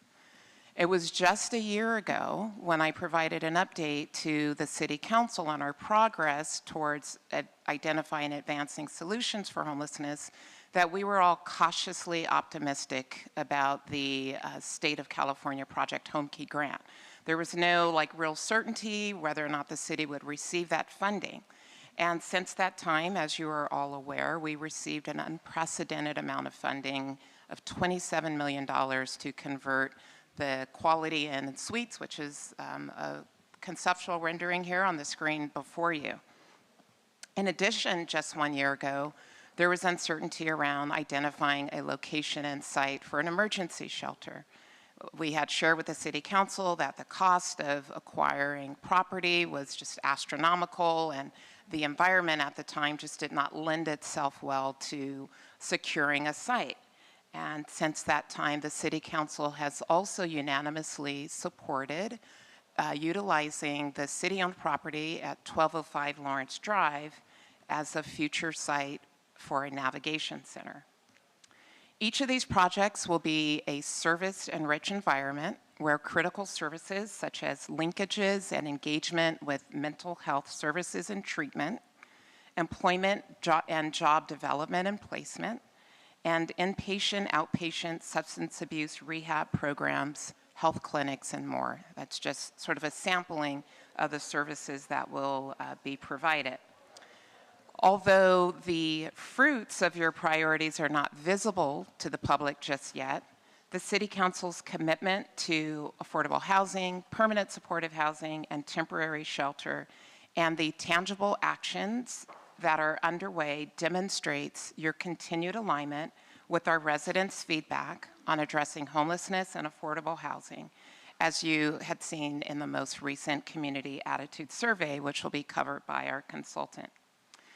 Finally, I just want to mention that the city's efforts to address homelessness is not done in a vacuum. Our team works hand in hand with the County of Ventura Chief Executive Office, the Ventura County Sheriff's Office, County Behavioral Health, Backpack Medicine, other county departments, the fire department, our school district, our Parks and Recreation district, and other local nonprofit organizations. This concludes my presentation at this time, and I see Cliff is queued up, so I'll turn the floor over to him. Thank you, Ingrid. Good evening, Mayor McNamee and Council. I'm going to talk a little bit about water conservation. When it comes to water conservation, this past year has been quite a change for residents. The 2022 drought restrictions were handed down to the city from Metropolitan Water District through Cayugas in late spring 2022. Compliance required the city's residents to reduce their water use by setting irrigation timers to 1 day per week and limiting the time for each station to 10 minutes. The city complied with the requirements as well, allowing city-maintained lawn areas to turn brown at City Hall, as well as other green belts throughout the city. For the most part, our residents responded positively, and after a few months, we were able to reduce our water use citywide by over 30%. Our residents allowed their lawns to die, and many are currently re-landscaping their yards to include native species and converting their irrigation systems to drip to keep our urban forests healthy and maintain water conservation levels. With the leadership by our City Council, the help of our educational outreach program, and supports from our residents, the city met our water conservation objectives and were able to avoid any further restrictions. A big thanks goes out to all of our residents. Due to an abundance of rainfall and snowpack received in the Sierras this year, drought restrictions for the state project have been lifted for 2023. That's great news. However, the severe drought of the last few years has been a catalyst of change for many of the water purveyors and suppliers in our region that depend on imported water. Cayugas already knew that we're entirely dependent on Metropolitan to deliver water to their customers, but hadn't really thought about the scenario whereby the state couldn't deliver that water. The message from our residents was loud and clear. Our customers expect to be able to get the water they want regardless of where it comes from. The result has been a sense of urgency and renewed spirit of cooperation between both suppliers of water, such as Cayugas, and the local water retailers, such as Camarosa, the city, and Las Virgenes. The renewed spirit has led to these agencies meeting together more regularly to discuss regional projects and studies that create local water supplies that will make our region less reliant on imported water and provide us more of a buffer during future statewide drought events. Regional projects currently under differing levels of participation by the City of Thousand Oaks include the Las Virgenes Pure Water Project, the Los Robles Well Groundwater Utilization Project, Stormwater Retention, Diversion, and Reuse Project within the city, and reuse of our Hill Canyon effluent for indirect potable reuse. All these projects will require coordination from our regional partners and will provide regional benefits by creating new sources of water for the region. The other advantage of these regional partnerships is the opportunity to share in the costs and the added potential for grant funding. There's more work to be done to ferret out the costs and benefits associated with these participation in all of these projects. The result of this work should provide us with a roadmap for a more diverse water supply for the future. That concludes my presentation. Next, I'd like to introduce Kelvin Parker, who will provide an update on the general plan. Thank you. Good evening, Mayor, members of council. The general plan team is currently finishing phase 4 of a 5-phase Thousand Oaks update to the 2045 general plan. Throughout the past year, city staff and the consultant team have been developing the draft general plan. They've been working extensively with our city departments and partner agencies such as CRPD, COSCA, the Ventura County Fire Protection District, and the Ventura County Sheriff's Office on gathering input and feedback on various chapters of the plan. Additionally, staff has been working with the consultant team on the analysis for the draft environmental impact report. Phase 5 of the process will begin in the coming weeks with the release of the public draft of the general plan. This will be available for public review from June through mid-September. The general plan will include a variety of topics, including land use, environmental justice, mobility, conservation, parks and open space, arts and culture, safety, noise, and governance. Each topic and chapter will include goals to describe the city's overall vision, policies that support the achievement of those goals, and implementation actions that will be completed by various city departments within a given time frame to execute the goals and policies of the general plan. Consistent with prior phases of the project, public outreach and engagement for the general plan will be inclusive of a diverse group of people within Thousand Oaks, including but not limited to residents, seniors, youth, Spanish speakers, neighborhood groups, and of course, businesses. We will utilize newsletters, the city and project web pages for postings, email blast, paid advertisements in local newspapers, and social media to reach the community. Many opportunities to comment on the general plan are being planned, and they will begin in June, including reconstituting the General Plan Advisory Committee, community workshops, the Planning Commission, and of course, City Council meetings. We'll be meeting with neighborhood groups and stakeholders and have information tables at various events throughout the community. All engagement opportunities will be listed on the project website at www.toaks2045.org. The public draft environmental impact report is also being prepared right now and will be released in August for a 45-day review period. Additional engagement opportunities will occur during that time, specific to the EIR. The public comment period for the general plan and EIR will close in mid-September, and adoption hearings will occur starting in mid-November. Adoption of the general plan is anticipated in December of this calendar year. The general plan was last comprehensively updated back in 1970. So reaching this juncture in the project has been a Herculean task. We are extremely excited about the progress we've made as we enter the final phase of the project and move towards completion. And with that said, I will hand it off to our finance director. Thank you, Kelvin. Good evening, Mayor, council members. We've certainly heard a lot of public comments tonight on the need for affordable housing in the city, and I am pleased to present our progress that the city has made over the past year towards this priority, despite the fact that the city is not a housing developer and we don't build housing.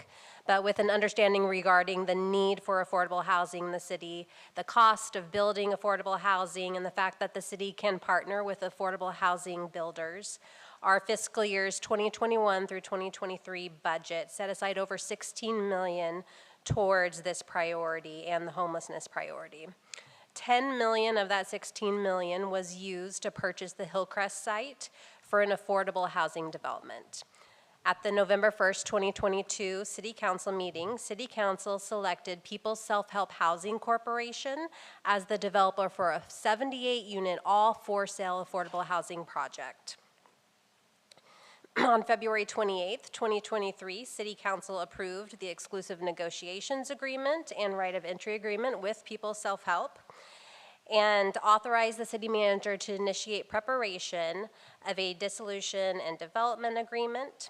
A team of city staff has been working diligently since then with People's Self-Help, and we have made progress on the site plan, on the DDA, and on dissolution of the property. It's currently anticipated that that developer will come before Planning Commission and City Council in this upcoming winter, and with that proposed project and the DDA. Staff is working very closely with the developer on the site plan, as well as providing support and advocacy for both federal, state, and county funding for this exciting project. On the in lieu fee front, City Council provided initial direction for the inclusionary housing program update at the November 1st, 2022 City Council meeting, which included considerations for applicability and alternative options for construction of affordable housing or the payment of an in lieu fee. Most recently, on February 23rd, 2023, City Council discussed the results of the inclusionary housing financial evaluation and the non-residential development linkage fee nexus study, and provided further direction on completing updates to the city's ordinances. The project team is currently working on policy recommendations report based on direction received from City Council and is preparing a draft ordinance updating our municipal code for the inclusionary housing program. These will be presented to the Planning Commission for consideration and recommendation to the City Council in fall of 2023. Finally, the city has an additional $4.6 million still left out of that $16 million in budget that is being proposed in our upcoming biennial budget. And we can use this additional funds towards affordable housing so that any opportunity that may arise over the next 2 years, city can jump on it quickly to provide even more additional affordable housing in the city. With that, I would like to turn it over to our police chief, Mr. Paris. Mayor and council members, I'm grateful to be here tonight to report back to you on the status of public safety in the city of Thousand Oaks. Part 1 crime remains at historic lows after experiencing a 7% drop in crime last year in 2022. I'm very pleased to announce that after having the first 4 months of 2023, we are down 10% in crime compared to this time last year.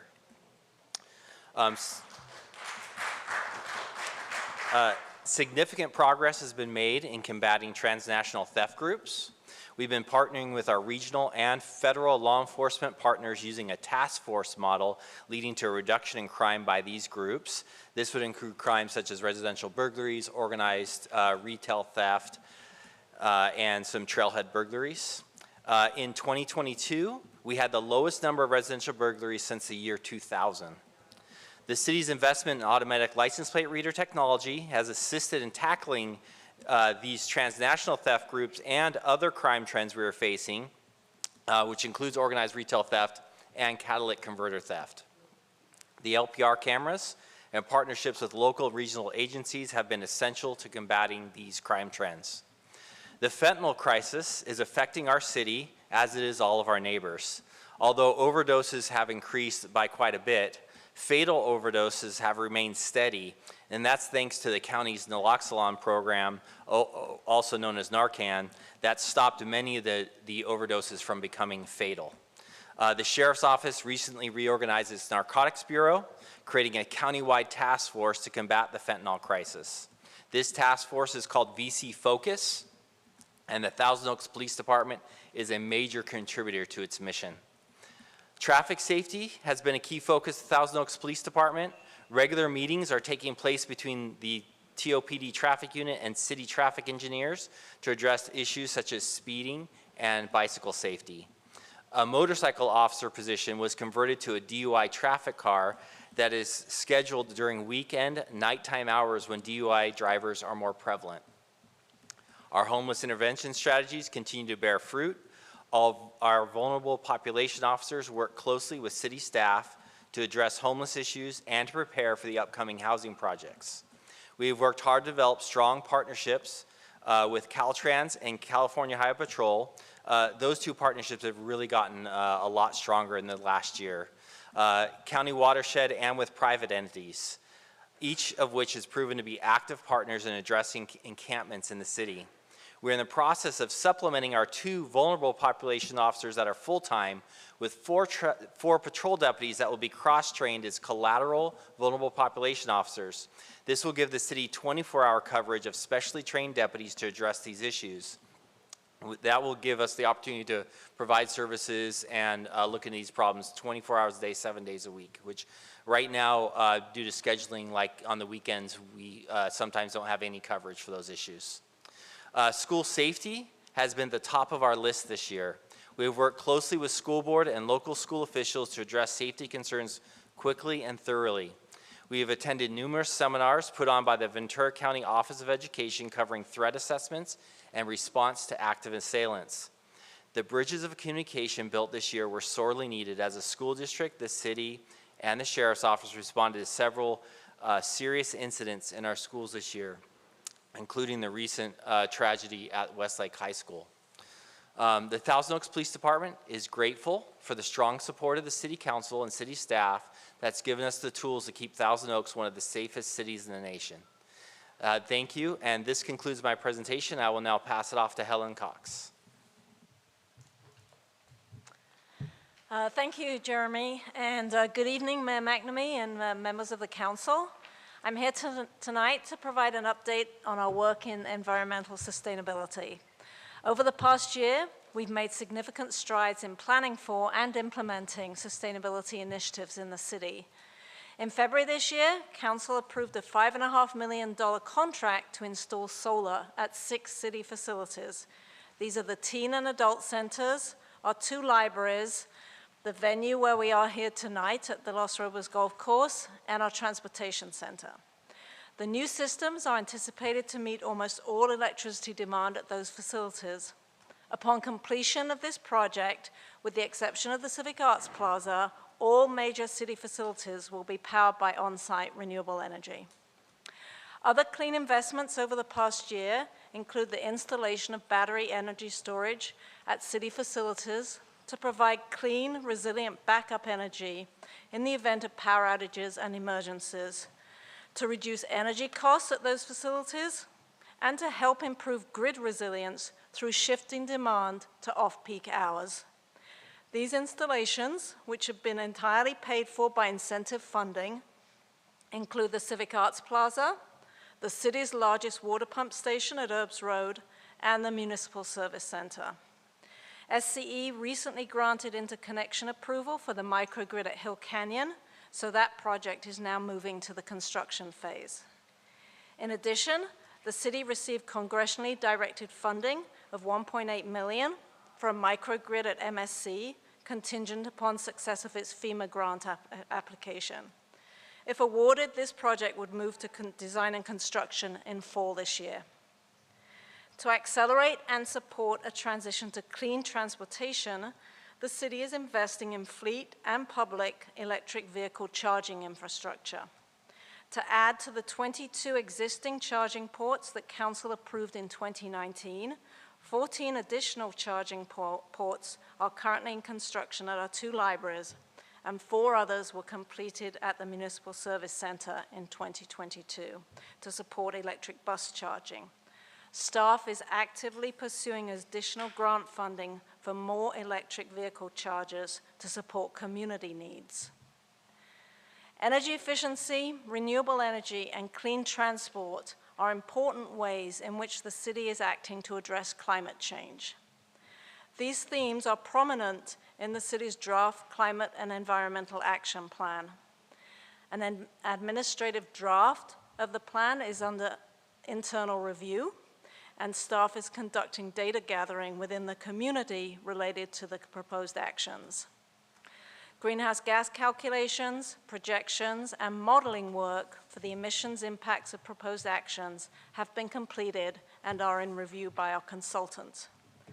Following community engagement and environmental review this year, the Climate Action Plan will be brought to Council following the adoption of the general plan. That concludes my report, and I'd like to turn this over to Steve Kearns, our Planning Division Manager. Thank you.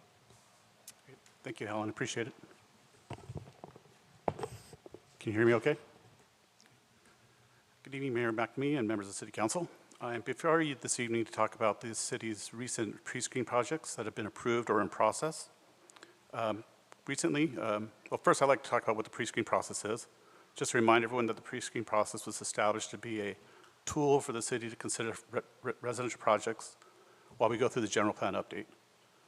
Secondly, it provided an opportunity for City Council to consider a proposed land use concept at the very beginning or the onset of a future project. At that initial pre-screen stage, City Council has provided direction to the applicants and their development team as to desirable elements that the City Council would like to see when it comes back to them. Many of these projects have incorporated that, and the 4 I'm going to touch on right now, which were proposed and approved this past year, listened to the City Council, incorporated design elements, and were successful in their proposal to City Council. The first was the IMT project located at 325 Hampshire Road. That was a project to consider 420 residential units, apartments, with 54 affordable units. That project site was actually listed on the City Council's top 10 priorities for 2021-2022. That site is also a very dilapidated site. It's been vacant for nearly 20 years. So that's why it was identified by City Council for redevelopment. At the end of that process, the City Council did approve it unanimously, 5-0, which goes a long way to stating how, well, it evidences how well the pre-screen process works. The other project, or second project, is one at 1 Baxter Way, which was a Kennedy Wilson project. That was 240 apartment units with 34 affordable units.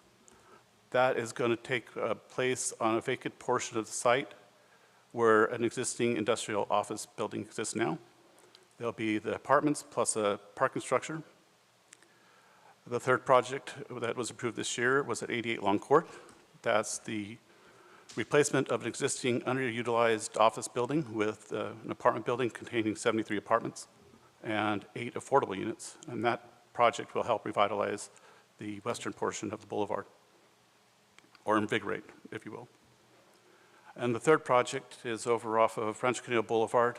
It's the Chappelle project. It is 26 apartment units and serves an extension to the Arroyo Villas apartments. And that project in itself, it also provides for affordable, but it will provide housing opportunities for employees of that area as well.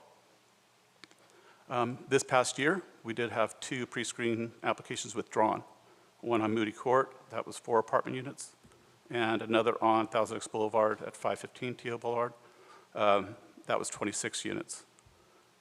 However, we do have 2 still pending.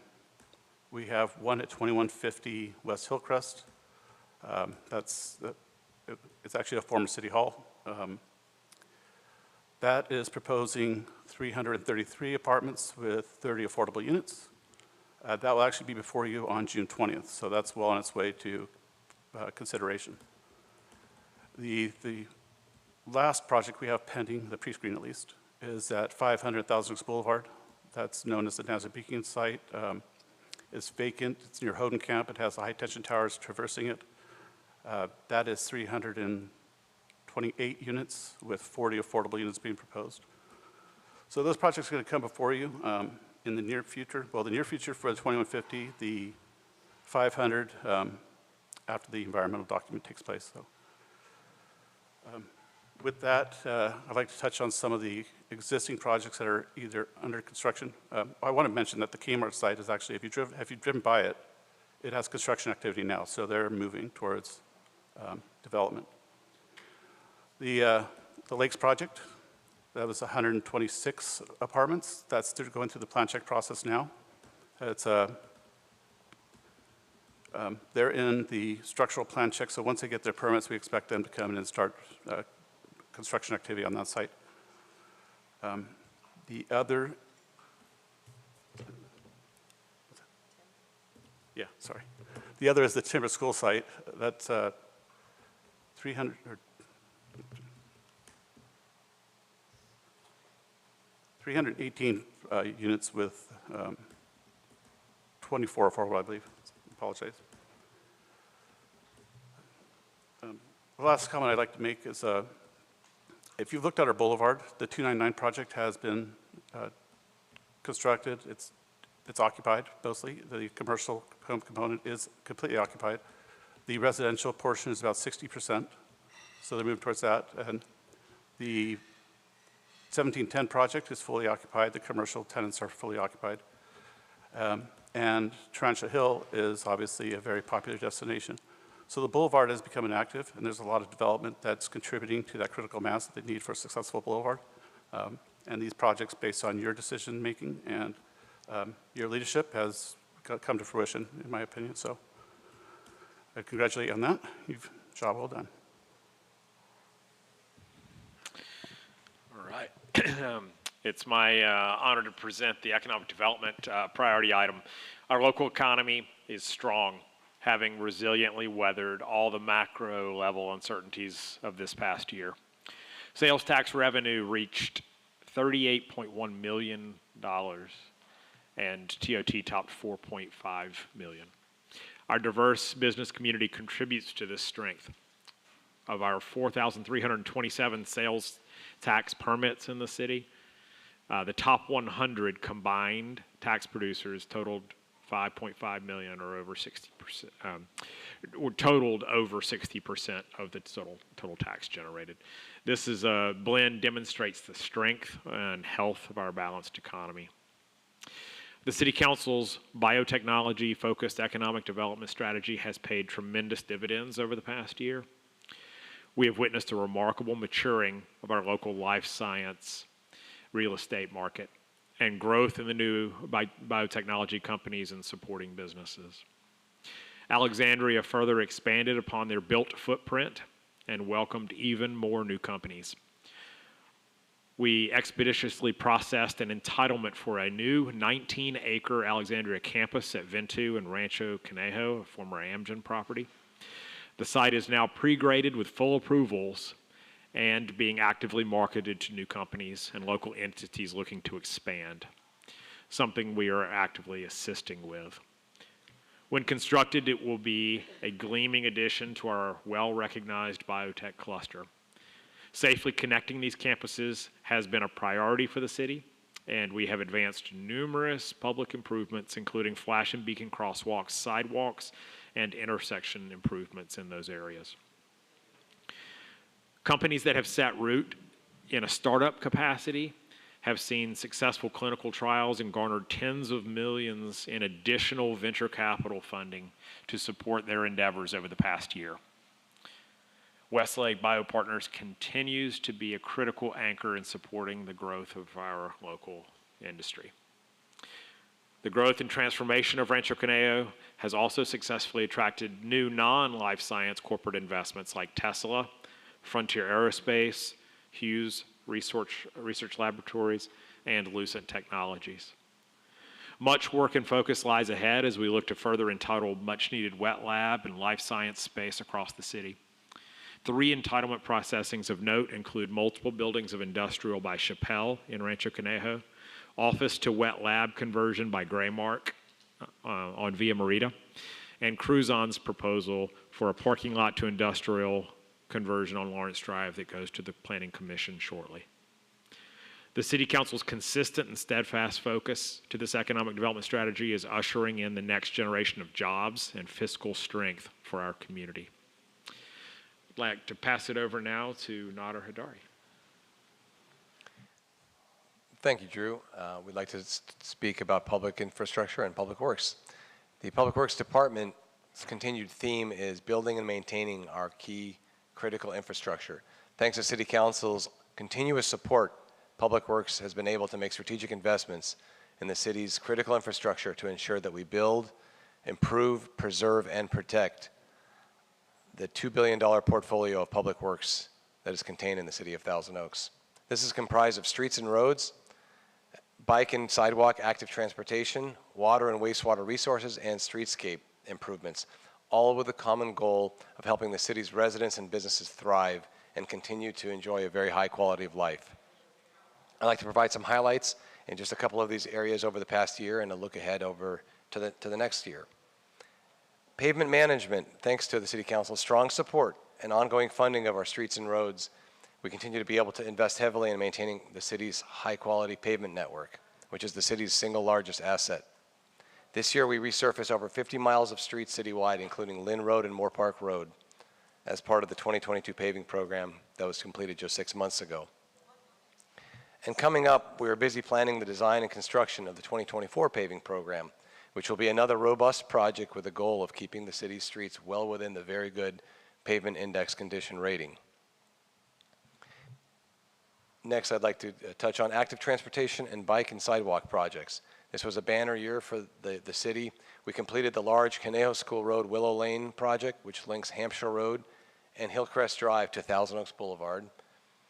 The Los Feliz Drive sidewalk project, which created safe pedestrian access from Conejo Elementary School to Thousand Oaks Boulevard.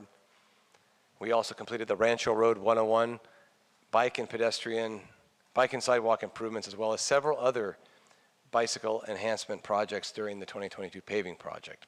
Upcoming this year will feature the construction of the fourth and final mid-block pedestrian crossing on Thousand Oaks Boulevard between Live Oak and Oakview, in addition to 8 additional enhanced pedestrian crossings citywide to continue to make Thousand Oaks even more walkable. We're also going to be advancing the design for the Hillcrest Drive and Lynn Road protected bike lane projects, which will also feature sidewalk improvements. I should note that all of these bike and sidewalk improvements are being funded with significant grant funding. Our hardworking staff has secured up to 90% federal and state grants on several of these projects to help make them a reality. Rancho Conejo Biotech Hub investments, as Drew alluded to, we've completed the realignment of the Lawrence and Teller intersection in the heart of the Rancho Conejo Biotech area and added a new traffic signal, as well as stormwater treatment facilities. Next year, we'll be advancing the Rancho Conejo Biotech project, which is the new project to install sidewalks in a large portion of the Rancho Conejo area, again, using federal grants to cover a significant portion of the project. And lastly, on water resources, this year, we did a total replacement of the city's water SCADA system, which is our communication system that allows us to operate the entire water infrastructure. We also did a repair of the Meadows Reservoir and completion of the La Granada pump station. All of these help us significantly improve our water operations. In addition to the above, we completed rehabilitation of all of the digesters at the Hill Canyon Treatment Plant and installed 2 new emergency water interconnections with our neighboring water purveyor, Cal-Am, which helps significantly improve our emergency resiliency. Over the course of the next year, we'll be advancing the transition of our water meters to smart technology, smart meters, making additional upgrades to the Hill Canyon Treatment Plant, completing a rehabilitation of the La Granada Reservoir, and construction of the long-awaited Conejo Canyons Bridge project, along with many other water resiliency projects. Thank you very much. That concludes the public infrastructure section. I will turn it over to Kelvin now to cover community development. Thank you.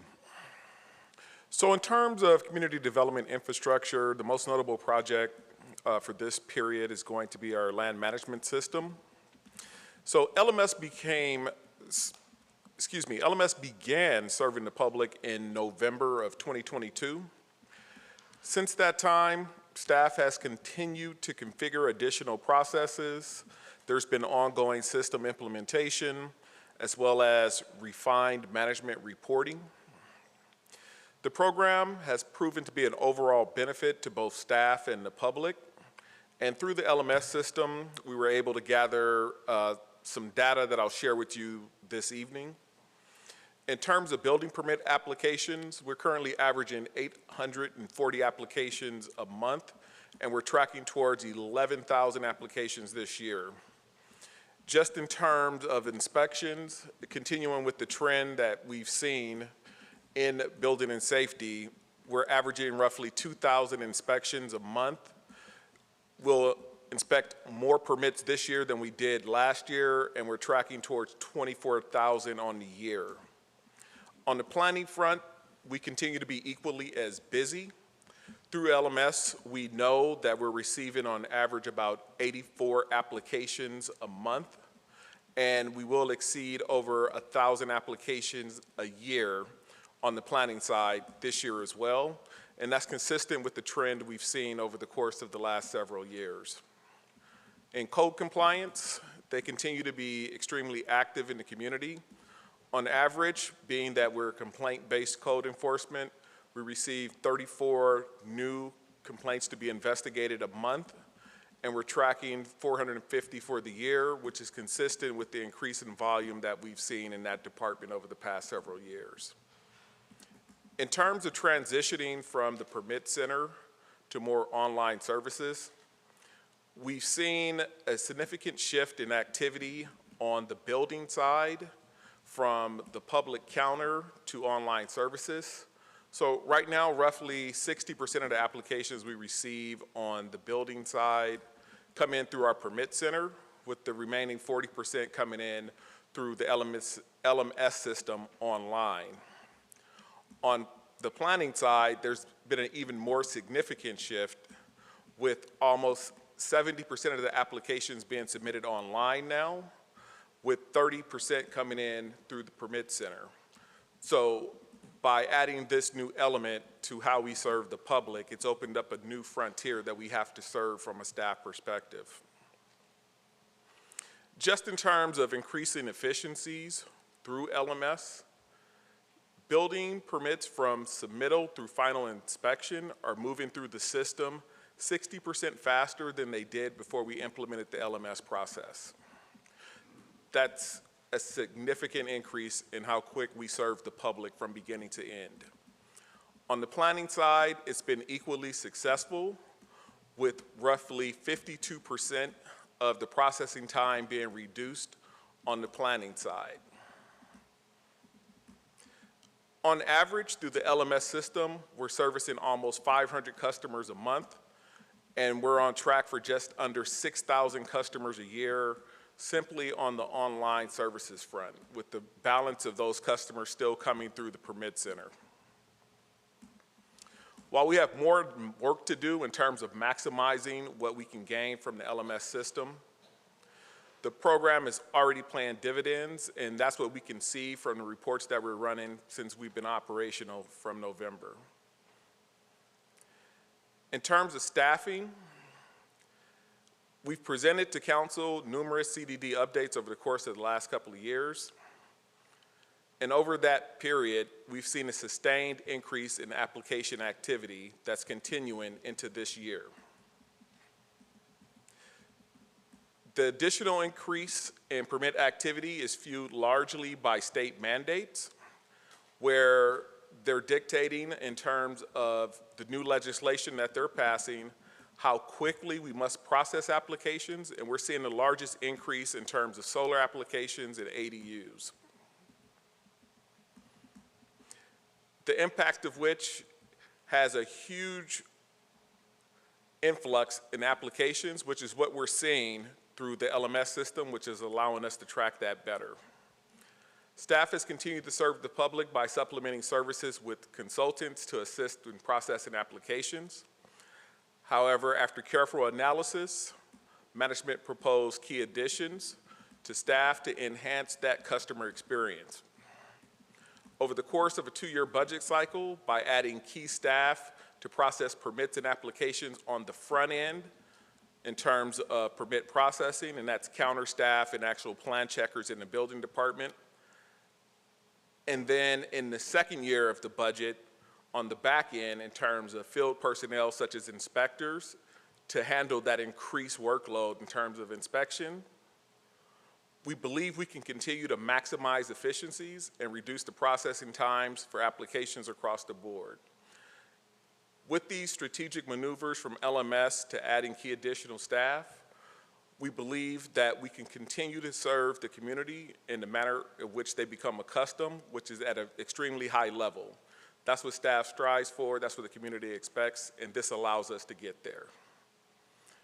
And with that, I'll turn it over to our Director of Public Works. Thank you, Calvin. The Conceptual Civic Arts Plaza Master Plan was last presented to Council in February 2020, right before the pandemic. Because this project has been a Council priority for several years, and it involves a vision of the Civic Arts Plaza and the downtown, staff and the Council subcommittee felt it was best to pause the work on the project until the pandemic ended, so that we might have a better understanding of what a post-pandemic downtown might look like. Finally, last fall, with the pandemic having run its course and consistent with Council priorities, staff solicited proposals to move forward on the master plan. The proposed scope of work was to include reevaluation of the proposed plan through a post-pandemic lens, review of the proposed roadway alignment to confirm that it still works with the final plans from the Lakes development, and develop a potential phasing plan for the project. Several proposals were received, and the top 3 firms were interviewed by a selection committee. RRM Design Group from San Luis Obispo was selected as the most qualified for this phase of the project because their proposed scope of work demonstrate a hands-on, boots-on-the-ground approach to evaluating the current plan with the goal of moving the successful project forward. RRM has a reputation for successfully getting projects built throughout California, and we're actually part of the team for the original downtown master plan. RRM has begun gathering existing project information and evaluating the site plan. The CAP Master Plan Council Subcommittee has met with the team, and a design charrette to discuss the initial findings is scheduled for early summer. Completion of this phase of the work is anticipated toward the end of this year. We're extremely excited to move this project forward because it allows the community to further engage and define the future of the City of Thousand Oaks' downtown. That concludes my presentation. I'll now turn it back over to the city manager. Thank you so much, Cliff, and to all the team. I very much appreciate those updates. I know there's quite a few to listen to there, but that's really representative of the strategic focus that we've been able to gain from this process on an annual basis. We've made tremendous strides, and I think the council has seen that throughout the year, but this process of focusing in these areas does pay dividends, and so very proud of those achievements. We have the team here and happy to answer any questions. Wanted to kind of put it over into your court. Thank you. Appreciate the thoughts. I'll just share some other concepts for you. First, I'd like to say thank you for Los Robos Greens for having us. My wife and I have enjoyed the food here at this venue. Does a wonderful job with the events that we've attended in the past, as well as a beautiful golf course that is quite the tremendous amenity to our city. This is a casual type environment, and it kind of takes me back a little bit because we have city staff on that side of the room, and we're over here as though it's us versus them. And that's the challenge of this format. But I don't want to make anyone think that this is us versus them, because as I have worked in Washington, D.C., as well as Sacramento with the National League of Cities, California League of Cities, spoken to other managers, other city council members and mayors, we have the gem of California here in Thousand Oaks, and it's not to the council members that are here or the council members in the past. It's due to the wonderful staff that we have who are very, very talented to bring the quality of life that we enjoy, and we actually take for granted until you listen to the other mayors and council members. So to all the staff members we have here at the city, I say thank you. You made this a wonderful city and make all of us here on council look good. I do have a question for staff here. And 2 years ago, when we were doing Zoom meetings and so forth, we did this goal setting. And one of the first priority that was made and brought up as a goal setting was dealing with discrimination and equity. And at the time, I did not know what equity stood for. I was asked for an explanation, and it was brought forth to me that it's similar to equality, and that I could buy into because our country was founded on equality. Equal opportunity for everyone to be the best they can in purpose in life. And I don't see that listed here as part of the top 10 or 12 that we have here. And I want to come back and revisit changing that word equity over to equality, simply because as I discover the definition of equity is equal outcomes, that everyone must wind up at the same place, which is not what our country was founded upon. Equal opportunity is what it was founded upon. And that, to me, is more in line with the strength of our country. Equity is nothing more than Marxism, and I cannot align with Marxism, that everyone must wind up living in the same house, living in the same neighborhood, and that doesn't work. And I want to talk about how do we go about revisiting that to change it back to equality, which the civil rights leaders of the 60s fought so hard for, and I advocate for. Mr. Powers. A little bit later this evening, you'll be taking up the goals portion, which will be the goals for the next 2-year period. That's where that item is referenced. So that opportunity will be there when you get to the goals section a little bit later on. Very good. And what questions we'll be addressing at this point? So What right would you now, like us- looking for any questions about any of the presentations that you just heard on If I any may- of the update items? If I may, Anything you want more clarity on or more illumination to? If I may, what I'll do is I'll turn this over to my fellow council members. Let me go from my right to the left. Mr. Taylor, do you have any questions for staff regarding the presentation that was just given? No questions other than thank you. And this is You guys do a phenomenal job. I agree with everything Kevin stated in the beginning. Excuse me. You have given us a great quality of life, and you deserve a lot of credit for that. So just thank you. Thank you, Mr. Taylor. Mr. Adam, any comments or questions for staff? No, I don't have any questions, but I will say it has been and this would be an understatement, a banner year that this city has just gone through, thanks to staff. And, I look at these 10 priorities that we're going to look at tonight. We have a jump on all of them, honestly.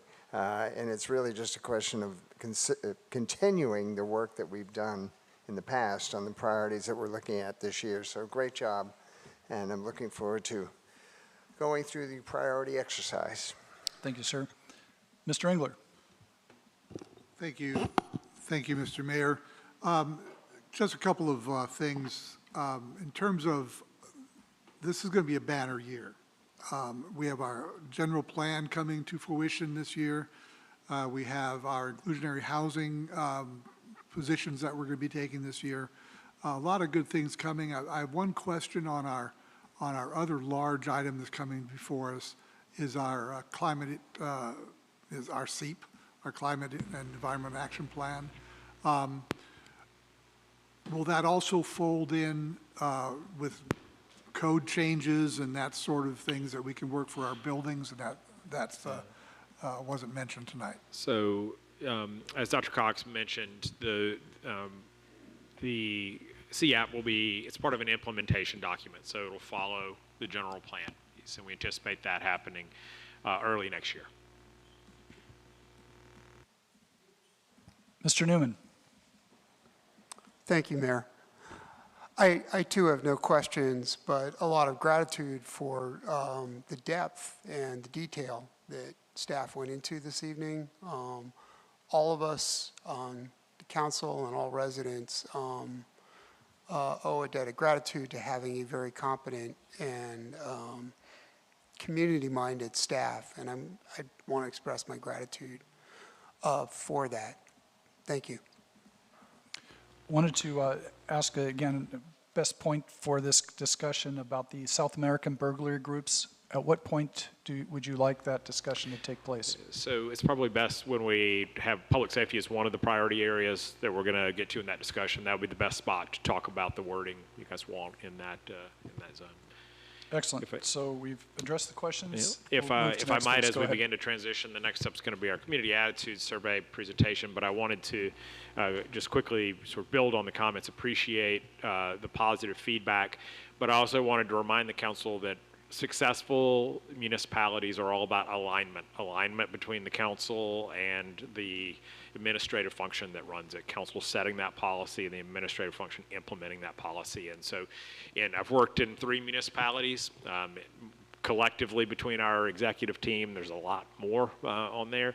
And our ability to function and the success that we've had in recent years is all about alignment, and that just comes back around to the discussions we're going to have this evening, because establishing those priorities, those areas of focus, and maintaining that focus, as Councilmember Adam mentioned, is critical. Even though we're making headway, we have strides in certain areas, we have to get projects over the finish line, and this gives council a dashboard that focuses on these projects and initiatives.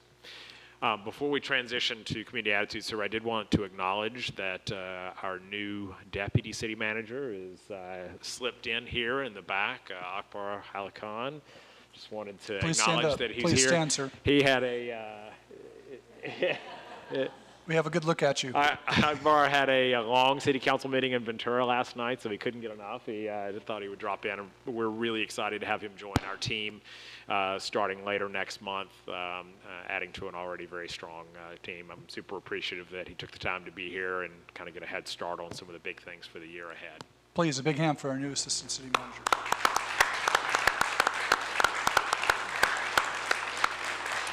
Welcome to the family. So as we move forward, we're going to hear an update from our survey researcher, Dr. Timothy McClarney. Dr. McClarney works for True North Research Group. He'll give a brief introduction of himself, but he's been providing the city's survey research for some time. We have a request from the chair here. If we could take a Abso- 5-minute break, we've been at this absolutely. for 2.5 hours. Absolutely, So we'll take yep. a 5-minute break, we'll be back.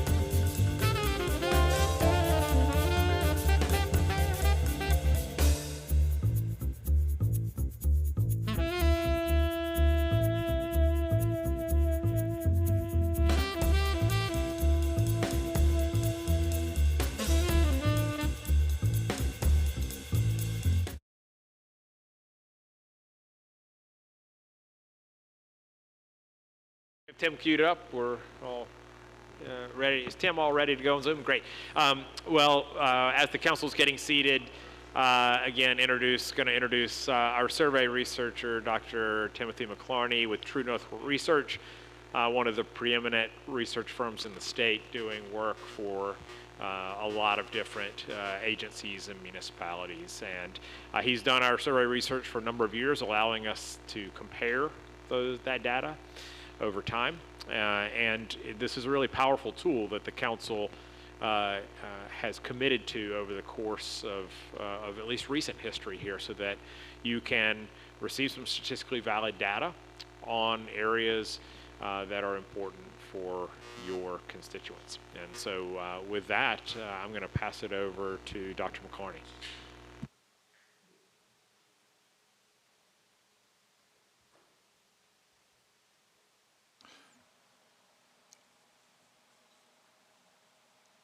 Is the presentation queued up?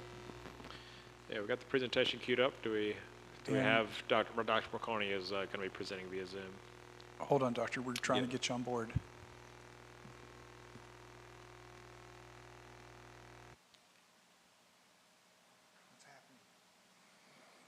They're trying to queue up the good doctor to give his presentation. Yeah, just give it just a quick sec. I'm watching over here.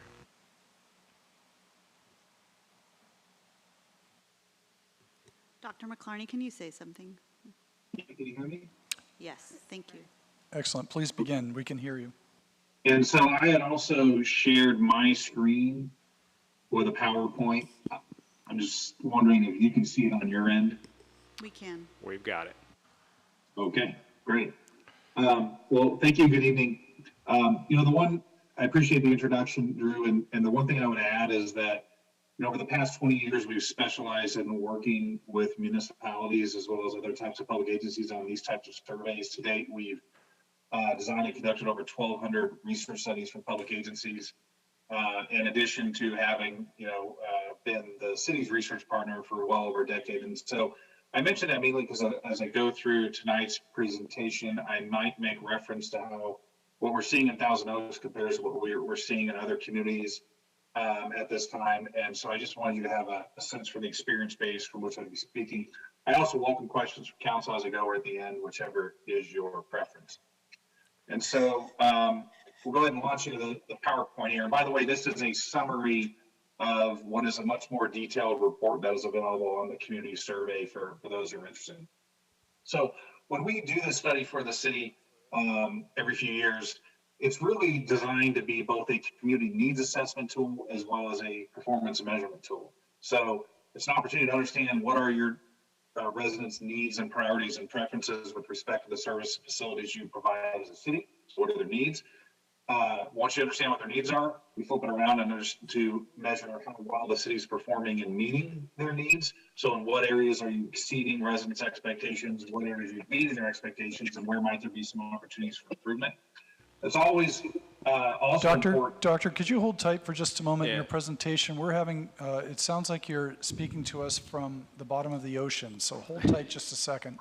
So, Tim, if you can speak a little bit slower and I think up a little closer to your computer, that's, I think, going to be key. It's coming across a little tinny on our side. Okay, is this any better? A little bit. Go ahead and try and we'll see how it rolls. Okay, I'll try and speak a little slower. That's hard for me. So in addition to measuring resident satisfaction with city services, the study is also an opportunity for us to dig in on issues that are topical for the city at a particular point in time.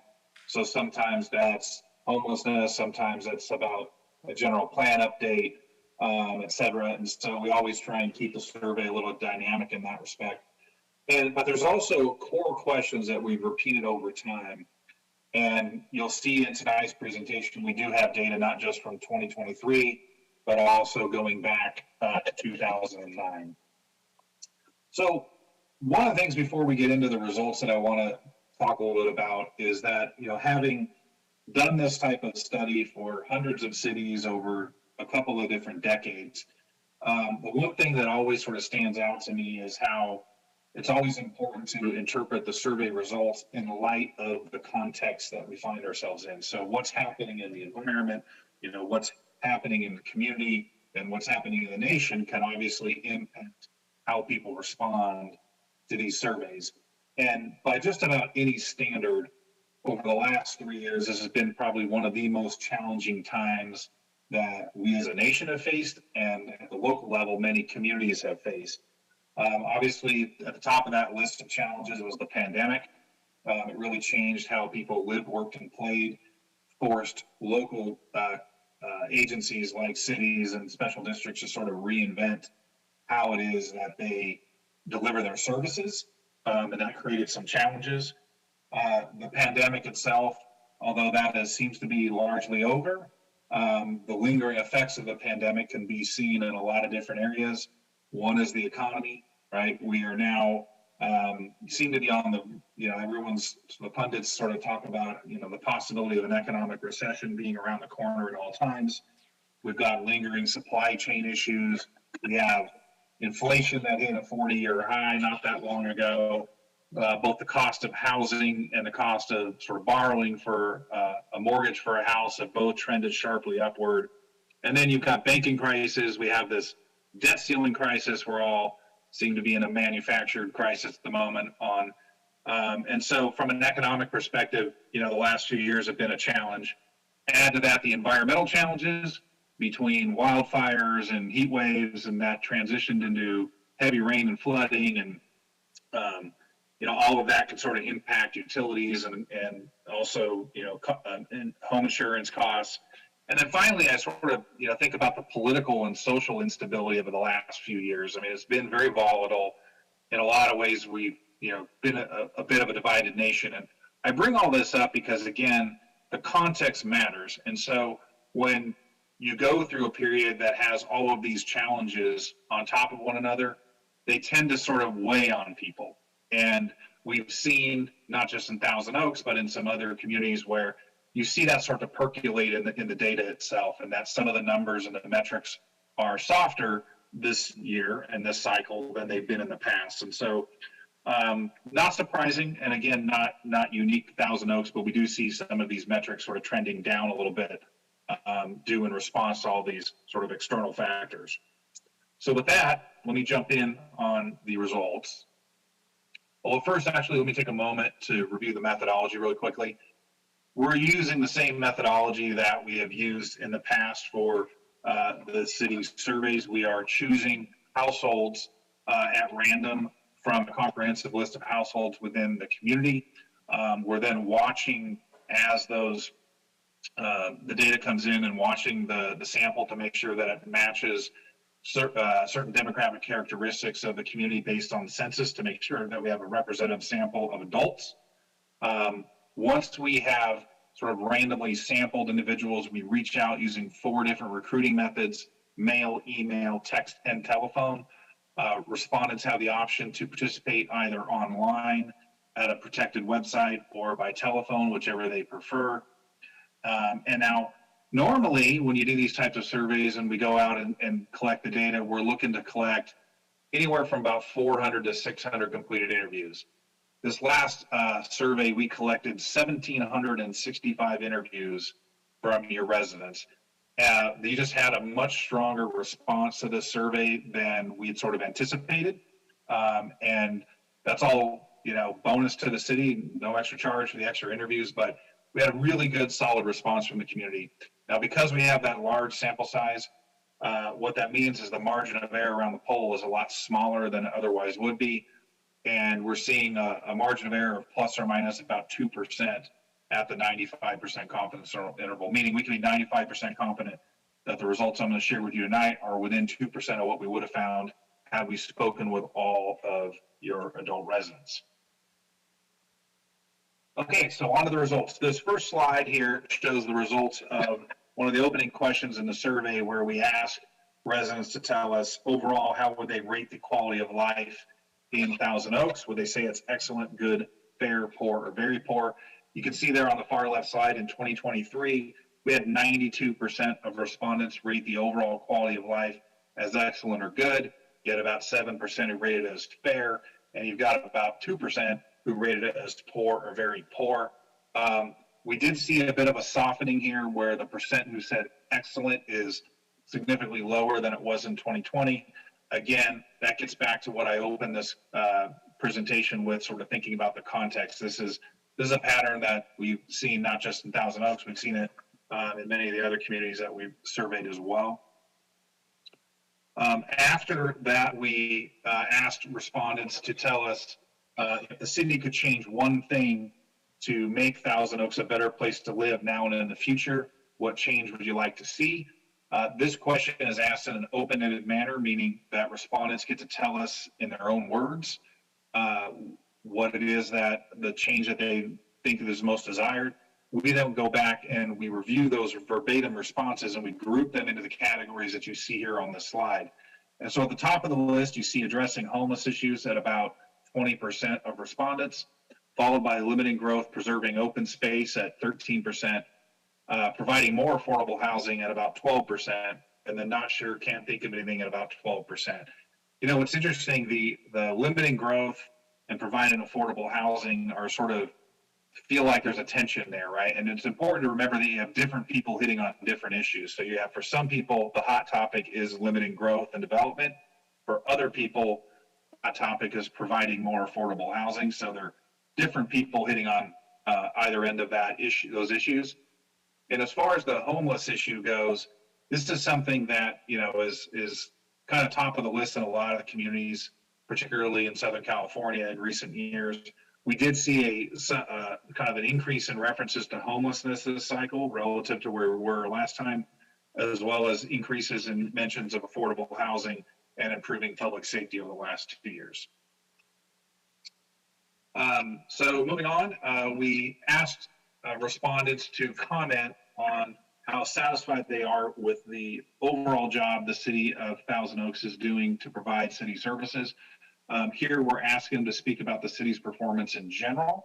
We aren't digging in on a specific service area like police or streets and roads.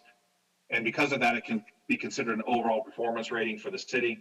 What we see that is in 2023, you have 80% of respondents say that they were satisfied with the city's overall efforts to provide municipal services. You've got about 12% who were dissatisfied, and you've got about 7% who were unsure. This is a drop, as you can see here, from 2020 of about 8 points. But as you dig into the numbers, what you see is a lot of that drop is accounted for by the gray bar at the top there being larger, meaning the percentage who weren't sure. They didn't have an opinion one way or the other. When you recalculate these percentages to be just among those with an opinion, what you see is that the overall satisfaction level in 2023 is about 4 points lower than it was in 2020. So among those with an opinion, there's less of a drop. Again, that gray bar there growing sort of pushes the other categories down a bit. Now, that last slide was about the city's overall performance in providing municipal services. At this point, we dig in the survey to all of the different specific service areas you see here on the slide, and we ask a two-part question. The first is, how important is this service to you? Is it extremely important, very important, somewhat important, or not at all important? As you can see here, although we've asked these in a random order, we sort them from high to low in terms of that combined percentage of folks who said it's either extremely important and very important. And what you tend to find when we do this is that two kind of categories of service areas rise at the top of the list. That's public safety and public works. So top of the list there, providing fire protection, emergency medical services, followed by maintaining city streets and roads. And then you have providing trash collection, recycling services, maintaining park areas, et cetera. So as you get down towards the bottom of the list, you tend to get into some topics that are, you know, although they're valued by the community, they just don't stack up as high as public safety and public works do. So things like providing cultural and performing arts. Here's interesting, you see facilitating the development of affordable housing. We saw that that was a top 3 issue when you asked respondents about, you know, what was most important to them or what one change they'd like to see in the community. It was top of mind for a lot of, for a certain percentage of residents, but when you ask it of all residents, it kind of falls to the lower part of the list in terms of overall priority. Now, the same list of services, we also ask respondents to tell us how satisfied they are with the city's efforts to provide the service. Here again, asked in a random order, but sorted from high to low, based on the combined percentage of folks who said they were satisfied. And you can see that for the vast majority of the services we test, you have over 2/3 of respondents tell us that they're satisfied with the city's efforts to provide the service. At the top of the list, providing fire protection, emergency medical services, providing library services, maintaining park areas, and maintaining public landscape areas.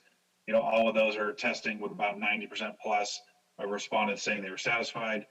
When you get to the bottom of the list, there's a couple items there that where you have a bigger difference of opinion, and providing housing and shelter for the homeless, facilitating the development of affordable housing, and managing growth and development. You know, one of the things that I've seen over time in working on these types of surveys for a lot of cities is oftentimes the things that wind up at the bottom of the list are things that the city really only has partial or limited control over, right? So things like homelessness or things like affordable housing aren't issues that the city by itself can really manufacture a particular outcome, right? There's limits to what you can do about homelessness. There's limits to your ability to entice developers to build affordable housing, et cetera. And so oftentimes the things at the bottom of the list are those things that for which you have some, you know, only partial control over the outcome. The other thing that sometimes happens is some of the items at the bottom of the list are things that maybe aren't as visible in terms of what the city's actions are as some of the others, right? So if you fill in potholes on the street, people see that right away. You know, in terms of what you're doing to deal with homelessness, for example, that could be something where you're very active, but your actions aren't necessarily as visible to residents as some of these other service areas. So from there, we move on to a number of new questions that we asked in 2023. There's been a lot of discussion in recent years about varying access to essential services. So you've heard about things like food deserts, for example, or healthcare deserts, or, you know, difficulty some individuals have in getting sort of clean water. And so we wanted to ask residents whether they had any services, items, or amenities that their household needs that they have difficulty obtaining. And you can see about 18% of respondents we spoke to said yes. There are some items that our household has difficulty obtaining. We followed up with those 18% of individuals to ask them to describe, you know, what are the most important services or items that their household needs that they have difficulty obtaining. This was an open-ended question, so they got to tell us in their own words what it is that they were having difficulty obtaining. And you can see at the top of the list, 15% mentioned waste collection and recycling services. I think there's, I know from doing this type of research in other communities, there's certain households that feel like the recycling program, for example, in their community doesn't quite match what they'd like to see. Like maybe they want to have better ability to recycle, and so that tends to pop up there. 11% mentioned that they have, you know, issues around affordable housing, and about 10% mentioned issues around water, and that can often be affordability of water. Now, also new for 2023, we had a number of questions that were sort of related to diversity, equity, and inclusion. And so for each of the statements that you see here on the screen, we simply wanted to ask them whether they agree or disagree with these statements about Thousand Oaks. And so you can see at the top of the list, there's a lot of agreement among residents that diversity makes the community stronger, that their neighbors look out for them, and that the city and the rec district events and activities help to make residents feel and stay connected with each other. As you move down the list, there tends to be a little more division there towards the bottom with respect to, you know, whether all neighborhoods are receiving the same quality of services from the city, or that all individuals are treated the same in the community. A little more difference there. And again, in the report itself, you can look and see how that breaks down across different subgroups of residents. Now, shifting gears here to the Civic Arts Plaza, we opened up by informing respondents that the city of Thousand Oaks recently adopted a master plan to revitalize and enhance the City Arts Plaza. In addition to, the Civics Arts Plaza. In addition to improving theaters, there will be space available for different types of amenities and establishments that people can visit before and after events. And then we went on to present them with the items, with the different sort of establishments you see there on the left side of the screen, and simply asked them to tell us, should this be a high priority, a medium priority, or a low priority for inclusion in the new Civic Arts Plaza, or should it not be included? And we have sorted these from high to low based on that combined percentage you said, either high or medium priority.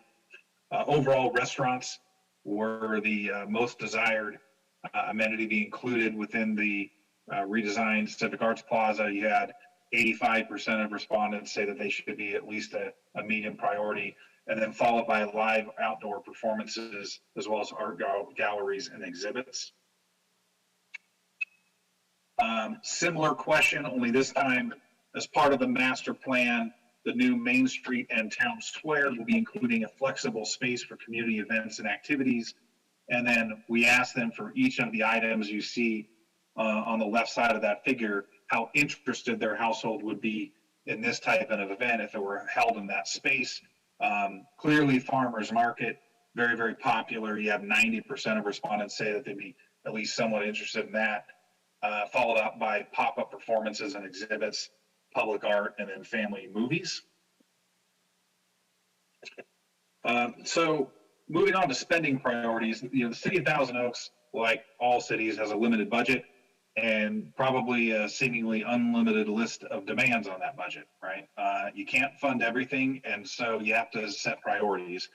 We like to take the opportunity in the periodic community survey to sort of bounce a series of potential priorities off of residents to get an understanding of how, when push comes to shove, they would prioritize among these potential uses of future city funding. And to kind of avoid the situation where, because everything on this list is pretty attractive, of them saying high priority, high priority, high priority to everything, we introduce a sense of competition in the question by telling them that not everything can be a high priority. And so when you introduce that sense of competition, you see at the top of the list the things that are from your residents' perspective, the highest priority for future city funding: maintaining fire protection services, maintaining park and recreation facilities, protecting water quality in creeks and streams, investing in road maintenance, investing in local public infrastructure, and maintaining police services sort of rise to the top of the list. As you get to the bottom of that list, things like expanding and improving the local trail system or maintaining cultural arts facilities and programming, they're at the bottom of the list. Doesn't mean that they're not popular. They are popular. Remember that we purposely introduced a sense of competition to force people to prioritize, and it's just that those items, although popular, tend not to stack up against some of the items above, that are related to, public safety and parks and things.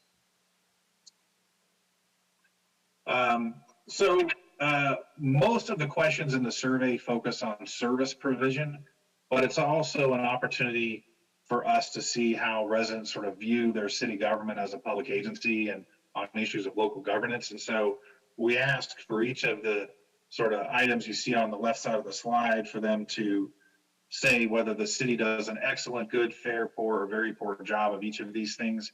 And you can see at the top of the list that, the residents give the highest marks to the city for providing access to information and being responsive to residents and businesses, as well as engaging with residents to get their feedback.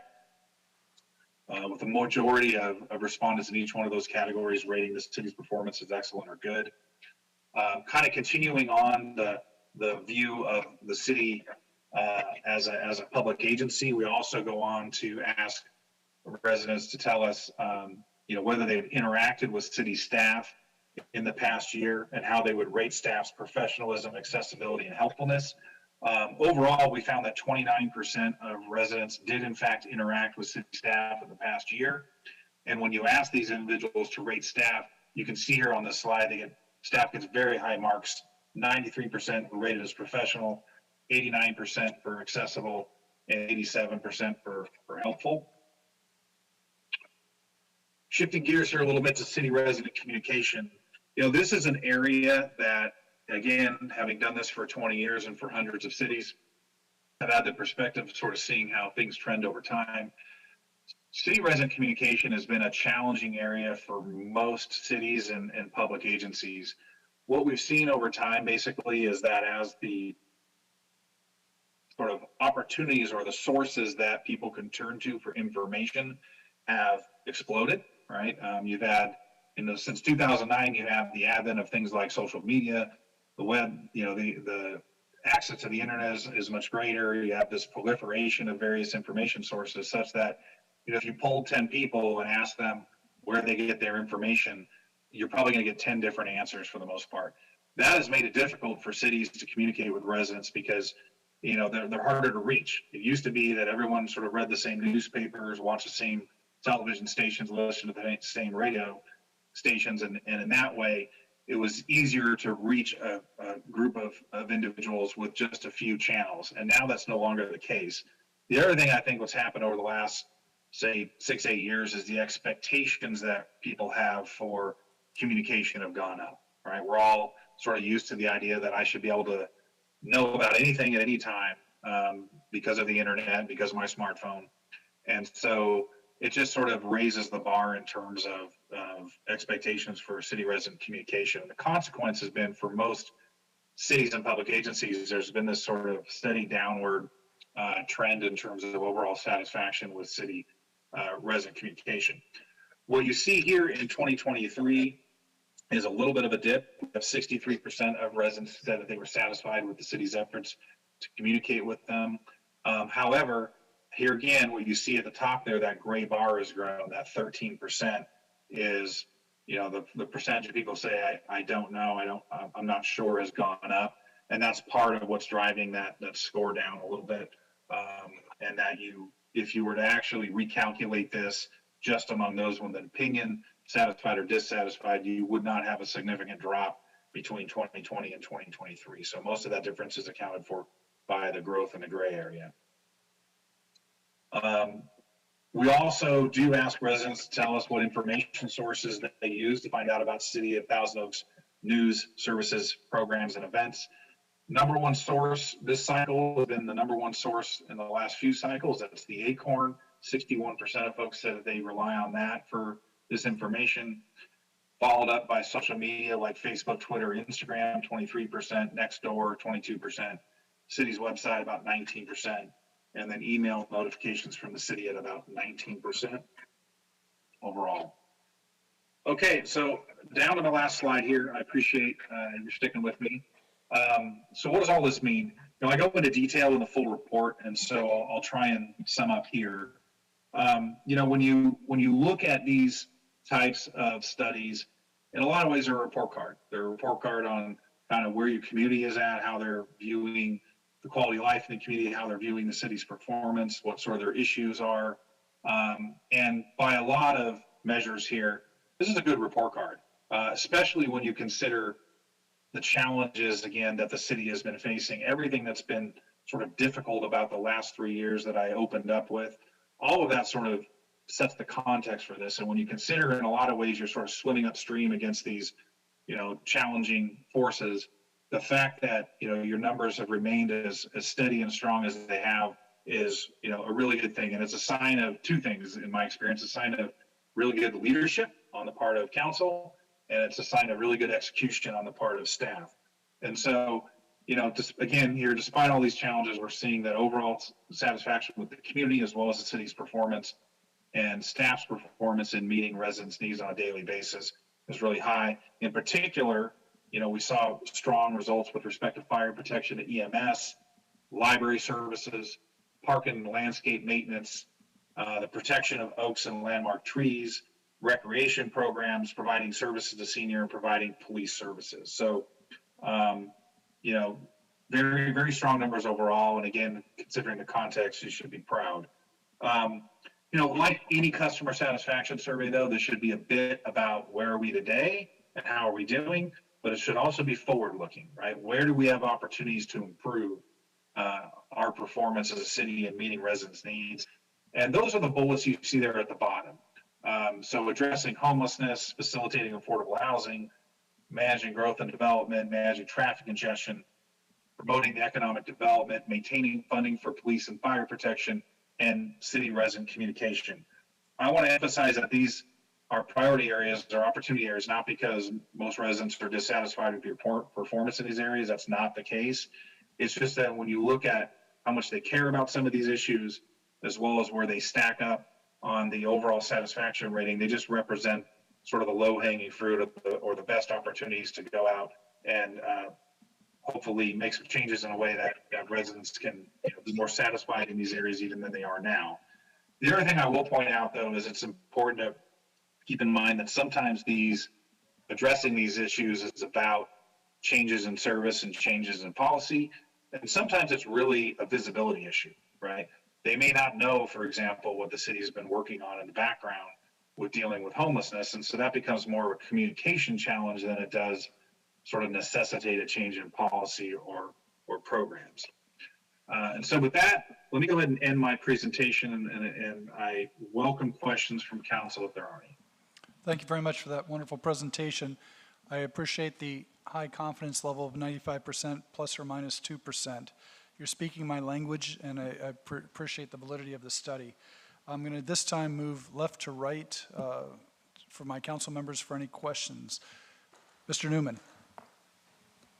Thank you, Mayor, and thank you very much for your survey and your presentation.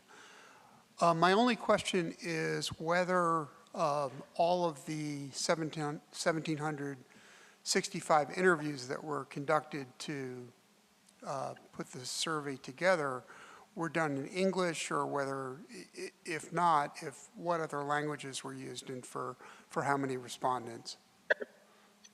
Yeah, let me double check something real quick. I want to look in the report.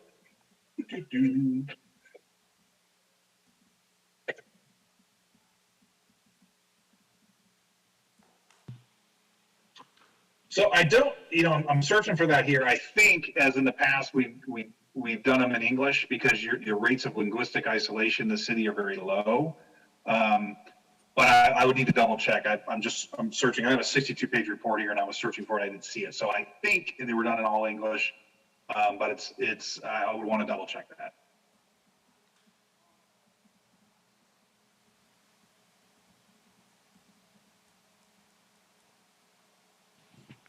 Why don't we move to the next question while he's looking through that, and then we can come back through. Do you have another question while he's looking through it? That was it. Mr. Engler. Yes, I was wondering, you had some qualifiers on the results of the survey. You discounted some of the results dependent on our coming out of our COVID and pandemic and also other economic issues. Did you find that across the board in some of your other cities that you've surveyed, that you've also used that same methodology? Yeah, it's been a common pattern, right? That and this is part of the reason why I opened with it, because sometimes what you're seeing in terms of your numbers in your local community survey are reflective of sort of these larger macro level forces that are not only impacting you, they're also impacting other communities. And we have seen that, perceptions of the quality of life, concerns about things like affordable housing and homelessness, and the satisfaction levels with an agency's ability to meet residents' needs. Those have all sort of been sort of common sort of issues that where you've seen a little bit of slippage in numbers.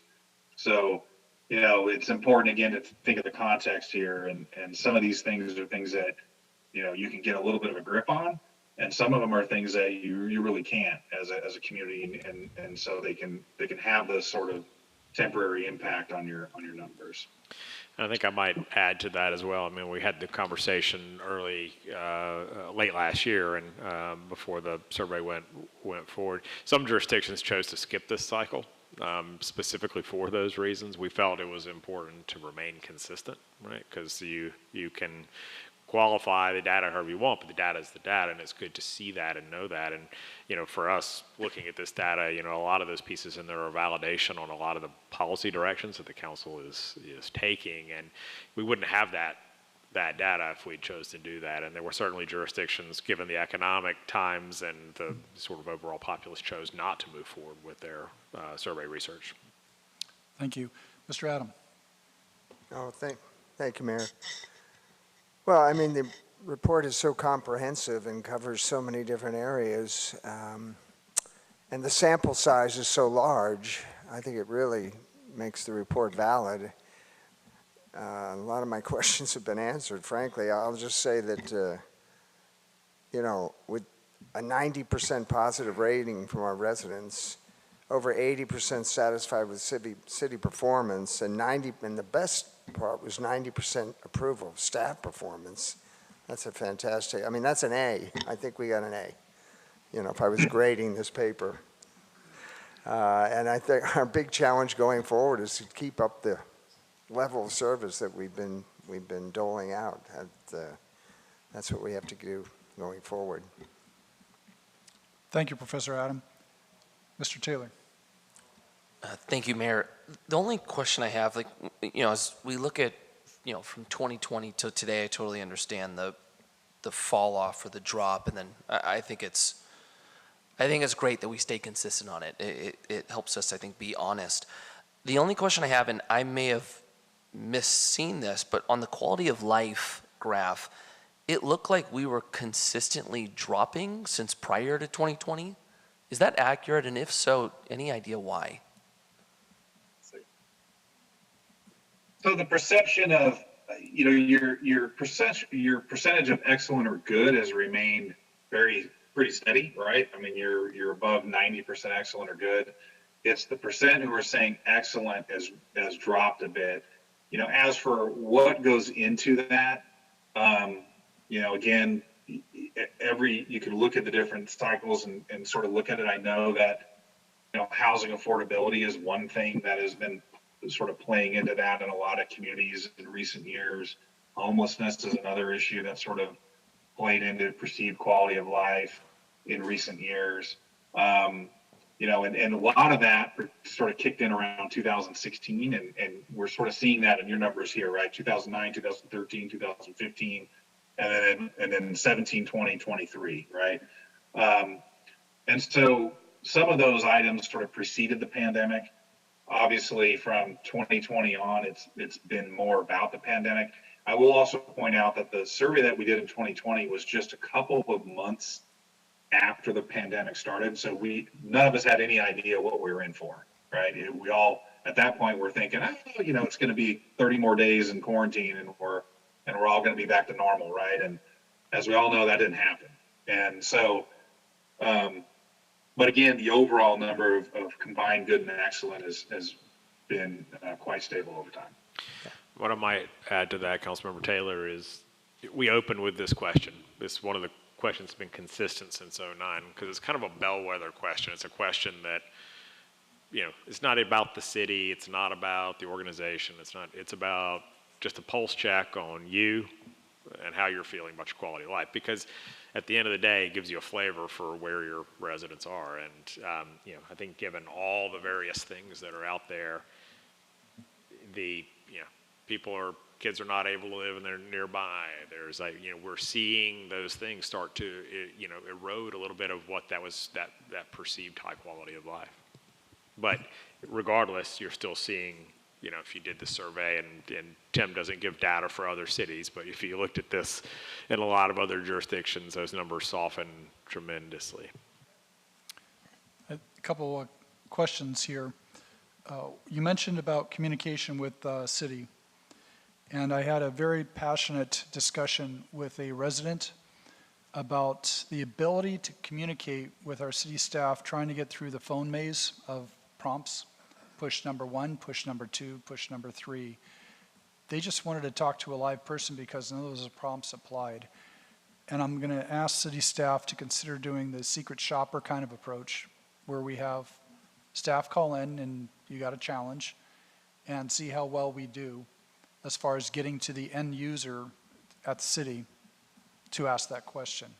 Quality control kind of question here. So consider doing something along those lines to, and perhaps it was such an obscure question they couldn't navigate it, On the other hand, it really feels good to get to a human being, phrase the question, they can direct us. Your thoughts? Sure. So we do maintain direct lines for all of our organizations. The key is, so there are a lot of people that know where they're going, they know where to go. We do have a customer service team, and as you might imagine, running 9 to 10 different departments, that phone tree can get complicated. So we do maintain a customer service base that works out of our finance department. So we can direct people in that place. But comments well taken. We're always interested in improving the communication. So we'll be happy to do that. Is there a way in which you have something that's not applied, push 0, and you can actually get a live person? Is that an option on our menu? Jamie, do you know the answer to that question? I don't know off the top of my head, but I would assume that that's an option in a lot of the areas. You have to understand that in every department you call CMO, you call in those various areas, you have an opportunity to press a button and get to a operator. I will ask that question when it's posed to me again by one of the residents to ask that question. Did you have that option? And if not, why not? Second is the observation that the dissatisfaction that was the greatest in the survey deals with things that are really out of our control, like homelessness. We're looking at a federal, state, county level that we can't really address, even though I know city staff and this council here has worked diligently to address the homeless problem. This community doesn't know anything about it. The question is, how do we let the community know that we're not ignoring this? It's an active daily work that is being done by our council as well as our city staff who does most of the heavy lifting here. How do we communicate our challenges to the community to know it's a priority for us and we do care about our homeless quality of life to get this people out of the situation they're in? What can we do to better communicate? So we've got a robust social media presence and communications presence. The challenge ultimately in these is lag time. Right. So the council makes investments, and to move things forward, you have processes that are for good reason. For our navigation center, we're going to go through a SUP process to get that facility open. I think the key for us is touting these achievements once they're operational and demonstrating people moving into homes. The Project Home Key facility should be open later this year, beginning of next year. We'll have an opportunity to really showcase that, to show folks that that's happening. I think the other big challenge here, and we have to be honest, is a lot of people conflate homelessness and panhandling. And while they are two distinctly different things, the perception of that and its impacts around the community does bleed into that, and perception of not properly addressing that. So Alexandra and her team are doing a great job constantly trying to break through. We're going to be overhauling our website over the course of the year ahead. Will give us another communications vehicle, but maintaining a focus on the messaging that matters most in the moment and not flooding people with messaging has been part of our strategy. And the last question I have is for the good doctor from True North, is that the quality of life results that we see here, yes, it was done right after shortly after the pandemic.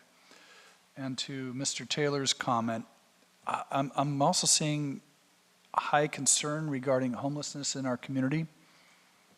And how do we correlate that and see if there is any correlation between the presence of homeless as people walk around our city and have to deal with it on a daily basis? Is that part of the reason why the quality of life is dropping as far as being excellent? What are your thoughts? And I would say there's certainly some connection there, right? When you see a correlation between the overall quality of life declining at the same time that concerns about homelessness are increasing, there's going to be a certain amount of correlation there. We have surveyed in other communities where we've sort of seen that same pattern where, the more visible the homelessness is or the more concern in the community about it, that the perceptions of the quality of life in the community can go down. So that's not the only driving force here, but it's certainly, I think, a contributing factor. Thank you. So any other questions from council? So just coming back around, Yes, sir. I'll let Dr. McClarney, if you have any additional information for Councilmember Newman's question. Yeah, I've looked, and I don't think that, I think we conducted this survey in English only as we have in the past for consistency's sake. That's, when we do this type of work in a community, we always look to see what's the rate of linguistic isolation in a given language. So if you have a certain percentage of your community that, speaks Spanish, for example, and doesn't speak English well, right? That's considered linguistic isolation. And if that percentage hits a certain mark, then you start to introduce, from a methodological perspective, other languages into your survey. Obviously, every time you do that with a language, you're sort of adding the cost of your survey because you're translating, and then you have bilingual interviewers, and you have sort of double down on all your programming, et cetera. And so we tend to do it when we expect that you're going to get enough interviews in that language, because that group is a large enough portion of your community that it makes sense to do that. So something that, if it's of interest to council, we could look at adding on the future cycle. But again, looking through my data here, I'm pretty confident that this one was English. So now we'll add to that just looking at the ethnic breakdown, I pulled that particular slide up, and of those respondent, about 23% Latino, Hispanic, 8.3% Asian American, 53.2% Caucasian white, 2% African American, other and mixed 5.7%, and prefer not to answer 8.2%. So a question for you, though, from a survey point of view, even though they identified as Hispanic, they were speaking English, or? Correct, as Dr. McCarney said. If the council's perspective to do additional add-on, we'd be happy to look at adding that in future cycles. Well, Yeah. let me conclude. The question would be then is, how survey and the quality of life here in the city. So do we have any numbers on that, Doctor, as to how many households were Spanish only, Spanish speaking only? I can dig that up from the call center disposition data and look at it. I expect it's going to be a low number, again, for the reasons I mentioned. To give you a little perspective on this, so you have about 23% in the community who identify as Latino. That is actually consistent with what we're seeing on census data as well. So our sample matches what you see in census data. We do studies for communities like Pico Rivera, which is 90+% Latino.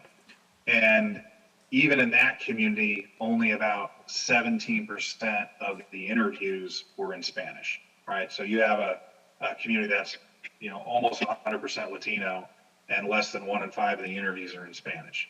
Thank you. Because what you find is a lot of people are, just because they're Latino, and even if they speak Spanish, they tend to be bilingual. Mr. Powers, perhaps we can look at that to see if it's worthwhile doing in the future so they have a voice, if it is truly necessary because of Spanish versus English. Mr. Newman. Thank you. I think we're all in agreement here. I concur with the points and the questions you've raised here, that it is true that nearly 1 in 5 residents is Latino. It doesn't mean that they are Spanish first speakers. Nearly 1 in 10 residents is Asian. Doesn't mean they're Asian language first. I don't actually know the percentage of residents who speak Spanish, or whether that language, Spanish or whatever language, is an impediment to doing, but I think for the sake of having every head counted here, it would be worth determining if that's a barrier, and if it is, addressing it. We'd be happy to add it on to a subsequent survey. It's just an additional expenditure to sort it out, but it's worth it, to your point. We have to remain consistent, continue to evolve. Very good, thank you. Mr. Engler, any questions? Mr. Newman, any other questions? Very good. So, Mr. Power, we're moving on to discussion by the council for priorities. So we're going to shift into the priorities discussion here. In the supplemental, we provided the sort of conglomerate of all the various pieces that we've heard from the 5 of you, and we've compiled that information up onto the screen. Ask you to rate those a little bit earlier today. And so we have listed again And I want to remind you that in setting the priorities, we're just looking for 10. We're looking for a focus on that 10. And so the numbers here simply reflect where the rankings fell out based on the 5 of you. And so obviously the higher up it is, the more consensus that that's a top issue for you. So I will kind of quickly run through them, and then I will just really hand the floor over to you to talk about aspects of it, additional, what we tried to avoid in the past is depth of wordsmithing, and our focus here is more to get the context from you. We have a number of staff members here that are seeking to sort of track down the context of what you're saying and looking for, and then incorporating that into the priority. Mr. Powers, yes. this is in the priority ranking that you've consolidated from our returns. That's correct, Thank you. yeah. So the other thing I would ask and to keep a focus on, we've tried our best to take the different pieces that we've heard from all of you, a lot of different things, and incorporate. Some of you say the same thing in a little bit different way. Some of you say different things and trying to find a spot for it to live. But at the same time, it dilutes the practice if we try to package too many things up underneath one area. You heard some of the updates tonight, and I think we've done a good job in recent years on that. So I just want to remind you to be mindful of that as we move through this. I'm just going to touch on the broad item to give you the listing here. Homelessness and affordable housing at 1 and 2, public safety at 3, economic development, environmental sustainability, public works, and infrastructure investments. General plan, campus plan, tech investments, cultural arts library. We got tech investments in there twice, but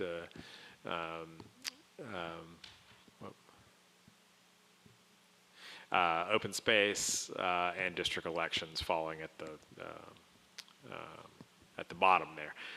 These are now in the council's court. You guys can shake it out however you wish. You can discuss the areas that you have consensus, move those forward. Professionals here. And affordable housing makes perfect sense. Mr. Engler? Yeah, I think in some respects, these three are related, especially homelessness and public safety, and the perception of public safety as well. So for me, these three are almost interchangeable in their location. You really can't go wrong with it. I appreciate what the Councilmember Adams said is our survey has identified affordability and homelessness as a number 1 and 2 priority.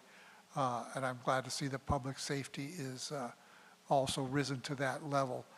There's some really good things that can happen with our public safety, and our police and fire services, our ambulance services are traditionally, and this time around again, in terms of appreciation by the citizens, our fire and EMS services was again the highest rated of any. So I think we have to continue to heavily support the public safety aspects of things, because you don't want that to become a problem that we need to address on our survey. Right now, I think the public recognizes it as a success, and we should continue to support it. And just a reminder that we're just looking for the 10. Number 1 and number 6 don't carry an additional weight from one another. It's more the exercise of folks, so to make it easier for yourselves. Mr. Taylor, then I'll go over to Mr. Newman. Mr. Taylor. You just answered my question. That was it. Mr. Newman, that was easy. So two things. Number one, if you could briefly, for the public's benefit as well as mine, because I'm still a bit confused about this, go over the difference between priorities, which is what we're doing tonight, and goals. Yeah, absolutely. So our and a lot of this is rooted in history here that I inherited and carried forward and have refined a bit. But our annual process on priority setting is really focused on establishing the 10 areas that are more project and initiative focused. They're really geared around actionable, tangible things that we can focus on accomplishing. Is priorities or is goals? Priorities. Mhm. And so, as you heard the updates tonight, a lot of specifics around those various areas. The council years ago, during the budget process, also established a setting of broad city goals, and those goals were first established as part of the budget process, and with the idea being they guide your overarching focus of organizational fiscal management and where your activities lie. So those are more broad. They're less tied to specific actionable initiatives in the moment, and we do those every 2 years tied to the budget process.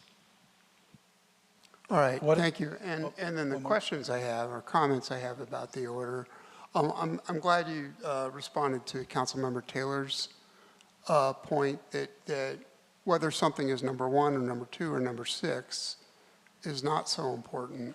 I do have a couple of, and like the others, I'm fine with the first 3 points. I do have a comment about number 3, what's currently at number 3, public safety, and then an additional comment. Let me do that one first because that's the easier of the two. If we look, going back to the community attitude survey, every year, consistently, a point that's been in every single survey, year over year, going back to 2009, is open space protection. And that fell out of the top 10 here. And that's a concern for me because it is not aligned with what our residents are telling us. So that's a concern I'm raising. With regard to public safety, the current wording of it includes saying we advocate and support a potential family justice center presence. I support that concept very much, in part because it deals with domestic violence situations, and I have no reason to believe that domestic violence is any less a problem in our community than it is anywhere else. So I think it is a concept that I support. I'm not averse to addressing that and discussing that. We haven't discussed it before. So I think there are other questions besides a simple referendum of do we want to or do we not want to do this?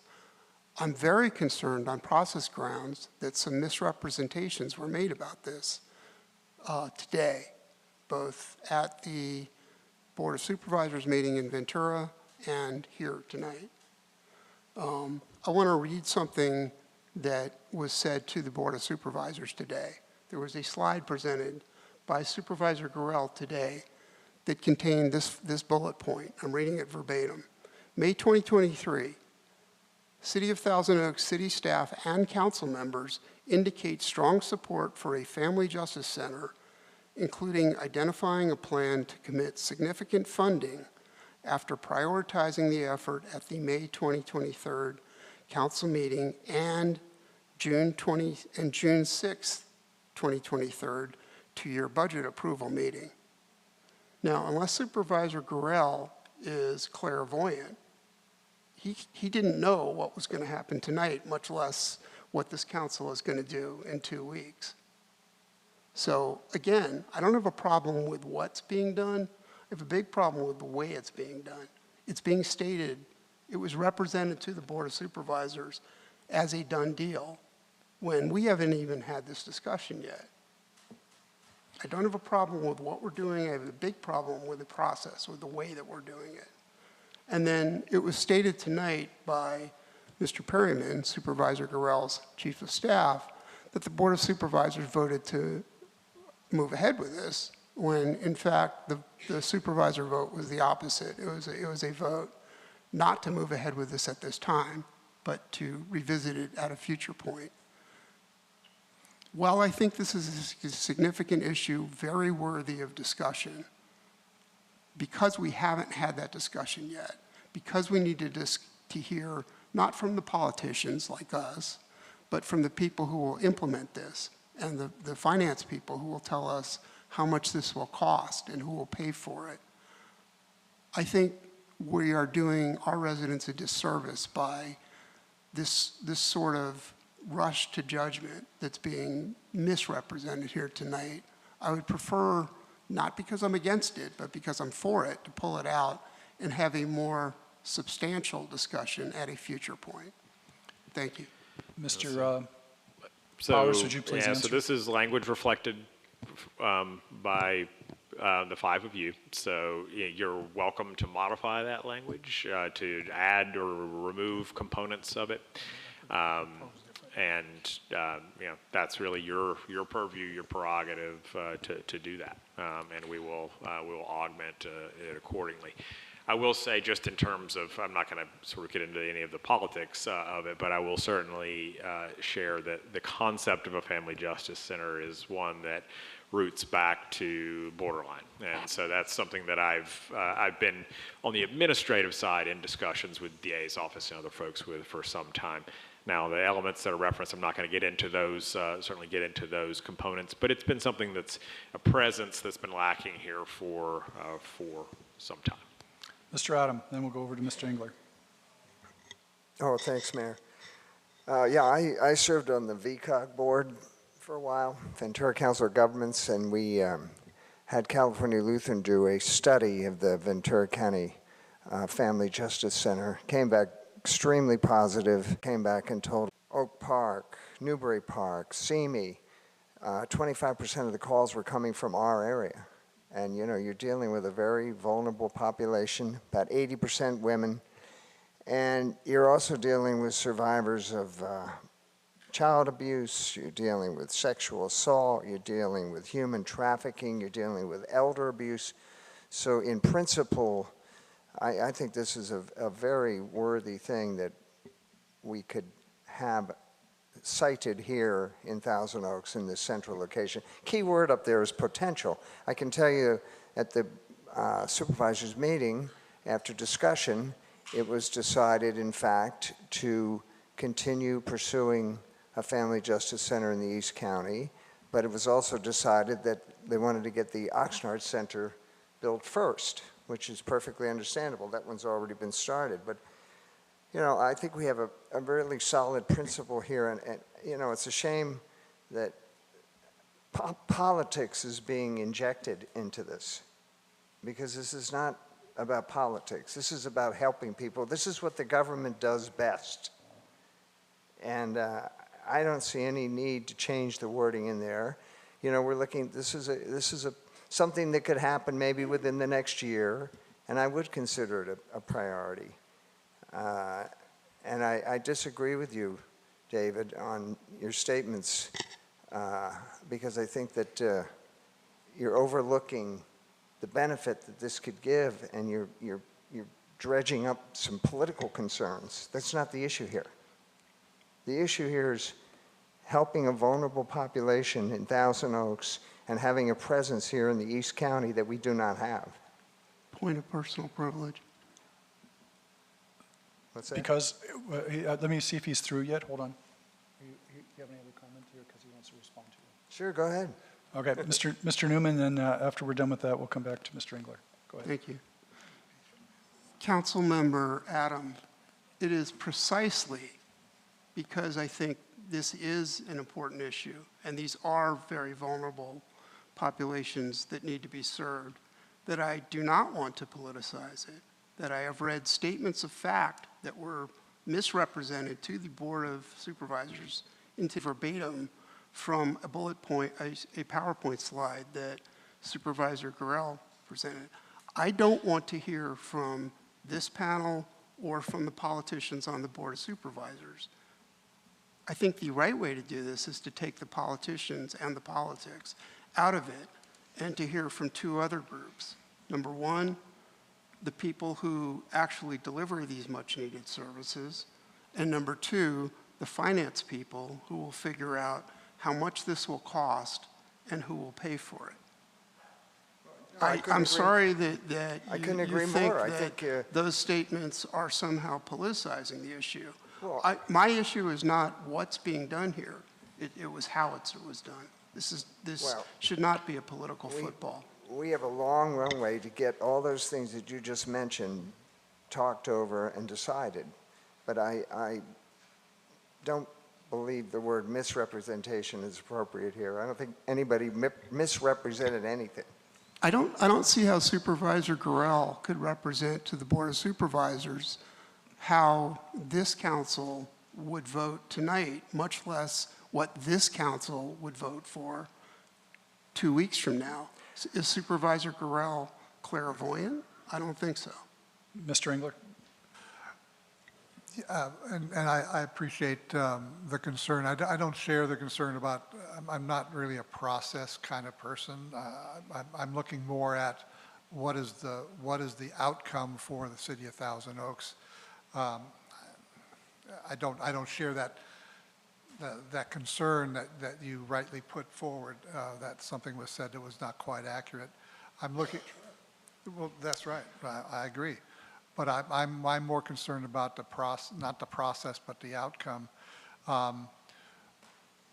It's been my impression over the years that a lot of the emphasis for services lies in West County, and East County sometimes doesn't have that same priority of some of the people at the supervisors level.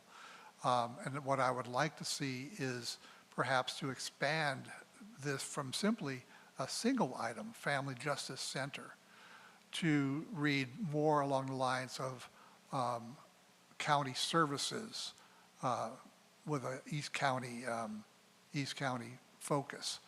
I think Family Justice Center is a wonderful thing, but I wouldn't want to see that to be the only thing that comes to the East County. So I would be happy to adjust that language a little bit, but to have the county produce more services, both in terms of homeless services that we're getting because of the activity that we've been able to do with the county, with the continuum of care, but also there's other services that could come our way that I would like to see the county focus more to East County rather than West. So if I can give wording to staff, and let me take a shot at this, and feel free to edit, Mr. Engler, if you want to. Advocate and support a potential Family Justice Center presence in Thousand Oaks, plus more services to the East Ventura County region from the county supervisors, something along those lines. I'm trying to find language here that we can incorporate both. I think a general approach is a better than a county than just the Justice Center, which I 100% support. But I'm looking to include both the Family Justice Center as well as those other services that you're requesting. That's my wording that I'm trying to inject there, but I want to make certain that's okay with you in that regard. So again, advocate and support a potential, which the screen just disappeared on me. So Alex, whenever you're ready. Thank you. How about after Family Justice Can you turn on your Center? microphone for us? It is on. Usually you can hear me. I have a loud voice. After Family Justice Center presence in Thousand Oaks, add plus additional county services to the city of Thousand Oaks and other East County cities. I think it's wonderful. What do you think? That sounds great to me.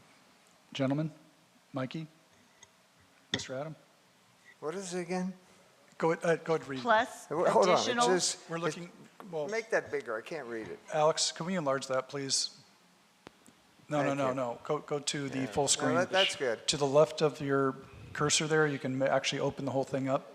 She's in edit mode right now, trying to edit that. That's why it's there. Okay, It so you says can't do support it. a potential Family Justice Center presence in Thousand Oaks. I don't understand why Plus additional that's not county adequate. services to the city of Thousand Oaks and other East County cities. So It's it's advocating for the Justice Center to come to Thousand Oaks, but it's also to continue to advocate for other county services to Thousand Oaks, but also to other East County cities with the, based on the belief that there are more services being provided to the west side than there are to the east side. Does that make You're sense? going to put all that in there? She just did. Mr. Adam, you good?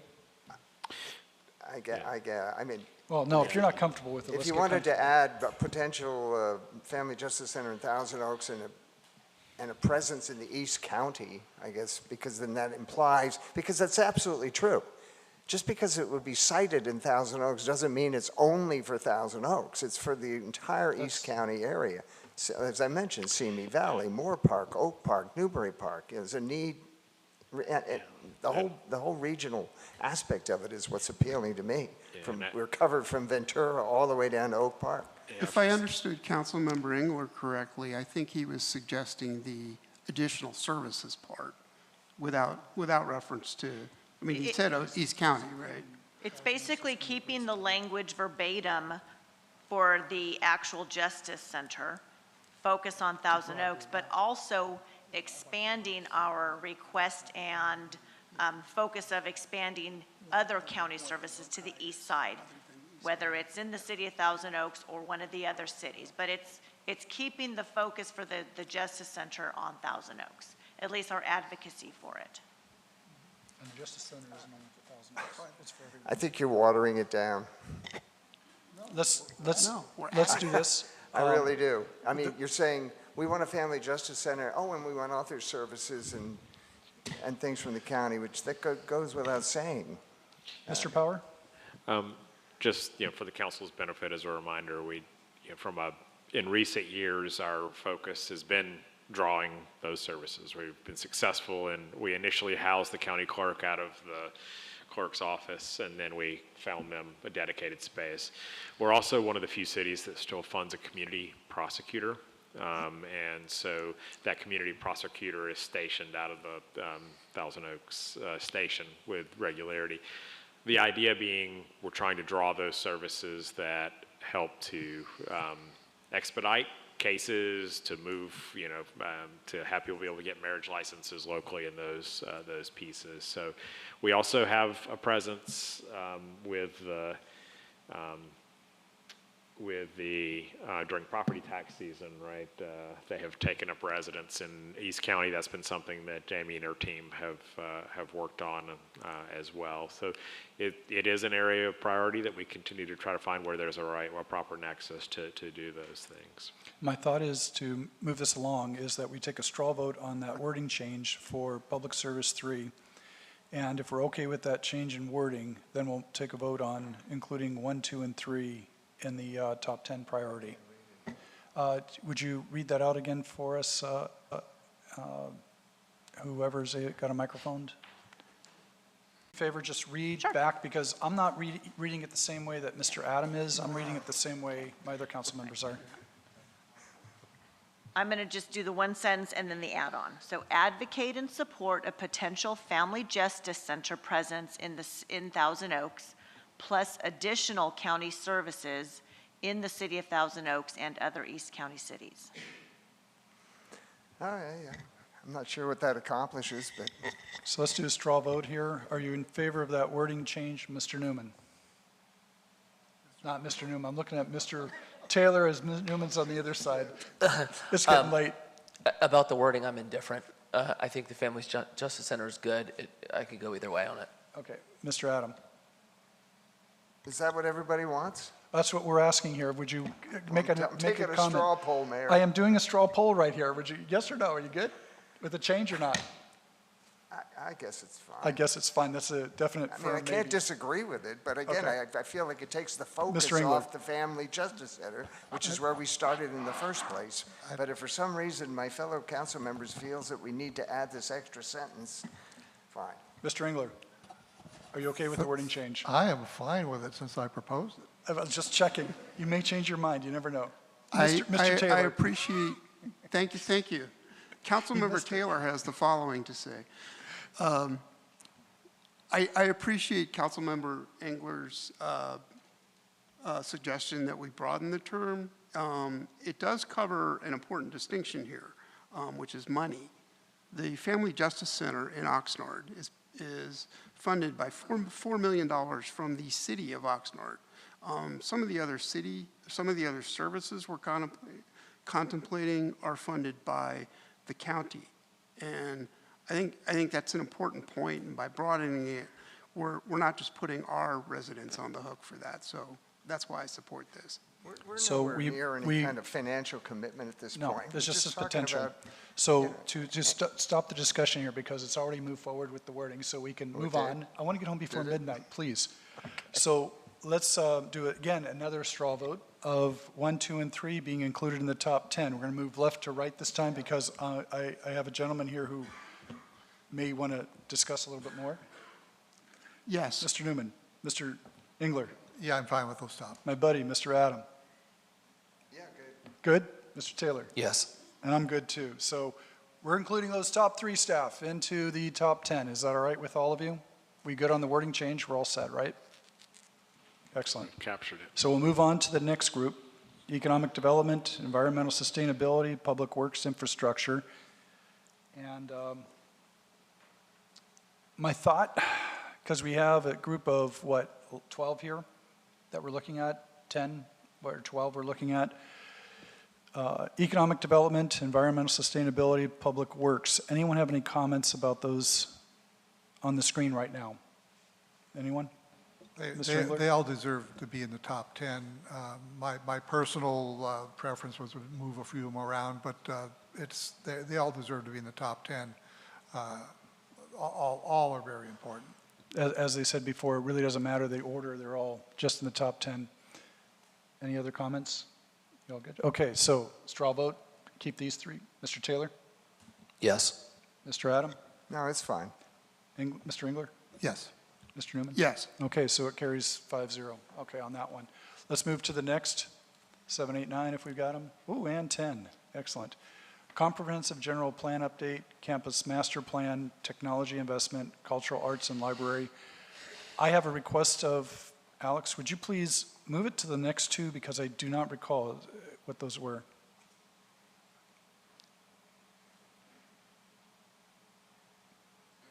Well, that one is a repeat, right? Yeah, we're going to Tech is disregard the, Did The you, open space and district. yeah, there it goes. open space, And I'm with district you. elections. Okay, and district elections. Okay, can we go back then to the last 10987? Thank you. Any comments? Go ahead. Yes. Any comments? Yes. Go ahead, Mr. Newman. So it could be argued that 3 of these, 2 that are on this slide and plus district elections, are sort of automatic because they are things we're going to be dealing with anyway, whether they're a priority or not. So I don't, again, I'm arguing to get that open space one back in the 10. So just by dint of these already being in the works, I'm not sure they all have to be there. I need to clarify, you're saying districts are already happening, so that's like number 11 and 12, whatever, that shouldn't be in there because it's already happening. In my own list, Mayor, I had, I dropped the 7 and 8, the GPU and the campus master plan, down to 11 and 12 for that reasoning, but I'm Okay. acknowledging you could make the same point about district elections. Okay, let's go to Mr. Adam. I agree, David. I think the district situation's a done deal. I mean, it's going to be over by July. So what's the point of making it a priority? It already is a priority, and it's a short-term situation. So I don't think that needs to be in the top 10. And as far as the, let's see here, explore additional open space acquisition opportunities, advocate for wildlife corridor protection, I agree 100%. However, I think that that fits better on the goal section. If you look at goal E, complete the ring of space around the city, protect and preserve ridgelines, natural habitat, designated open space areas, and then continue, how did you put it? Explore additional open space acquisition opportunities, advocate for wildlife corridors, because this is something that, if you define a goal as a long-term set of principles, it seems to me that this is beyond just a year. This is something we want to do in perpetuity, always be looking for acquisition of open space. So I'd wonder if you'd agree with me that we could add that to the goals section. And then we would have I think we need to have a top 10. I don't think we should go beyond 10.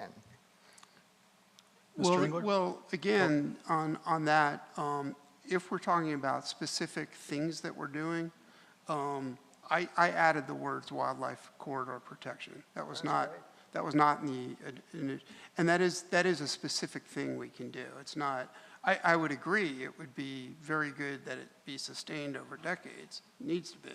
But it is a specific project that we would need to stand up. And for that reason, I think it does belong in the top 10 of priorities. You're saying then the acquisition of open space could be a goal, but you're thinking the wildlife corridors would be more of a priority? Yeah, I didn't want to break it out to a separate because the list was already getting long. And again, I want to come back to the community attitude survey where every single survey puts this as one of the top items. So Right. it would be odd of us to drop it out for the first time ever this time around. Well, so could we put the open space acquisition as a goal and put the wildlife corridors in one of the other top 10s? Would that fit maybe in? See wildlife corridor protection as a sustainability goal. Well, unless no, we're I talking know. about sustainability of I know, some I'm species. just trying to keep it at 10 because I think. Mr. Power, go ahead.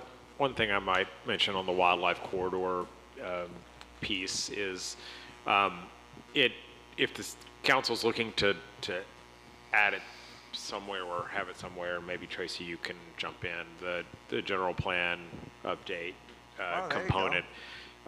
It could, if we want an additional augmentation in there, that would be a better landing place. We were talking about it earlier, and wildlife corridors are something that is evaluated, and it's also something that with the county's work that we're continuing to try to advocate. So just so I understand, are you proposing to move wildlife corridor to the general plan update? If it's the council's prerogative to add it somewhere, that would be the suggested landing place. I think that's a good, all I was looking to do was have that added. I don't really care in which item it is. And I'm for sustainability, to be clear. I don't think No, it I fits probably there. missed the boat on that one. Do we not already have a wildlife corridor going into Agora, but also one planned here in Newberry Park? Is that correct? There's wildlife corridors back in, I'm sorry, say again?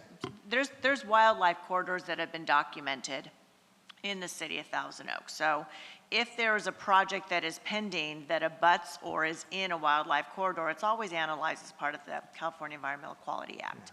In your general plan, you have, again, as we've talked about, the different types of elements in there. You have your open space element, which also has those types of components. So it's not that you're adding it to the general plan, because it really is kind of it already resides there. It's always a factor. And it's not just the bridge down at Liberty Canyon. You're talking about no. wildlife moving throughout the city unimpeded or allowing that to happen. Yeah. So in I think addition you to got a good bicycle point there lanes, about we've got the general- wildlife lanes? What's that? In addition to bicycle lanes, we have wildlife lanes? Is that what you're Yeah, telling me? wildlife Okay. lanes. As I You freely got move. it, Kevin. Very good. Caution, wildlife ahead. So what's, Mr. Engler, do you have any thoughts on this? You've been very quiet. No, I think that's a good place to put it, a good call by our city manager on that. And I also agree that district elections, that's something that we will be going to with the assistance of our public input, and we'll be drawing up maps. We'll be done with that by mid-July.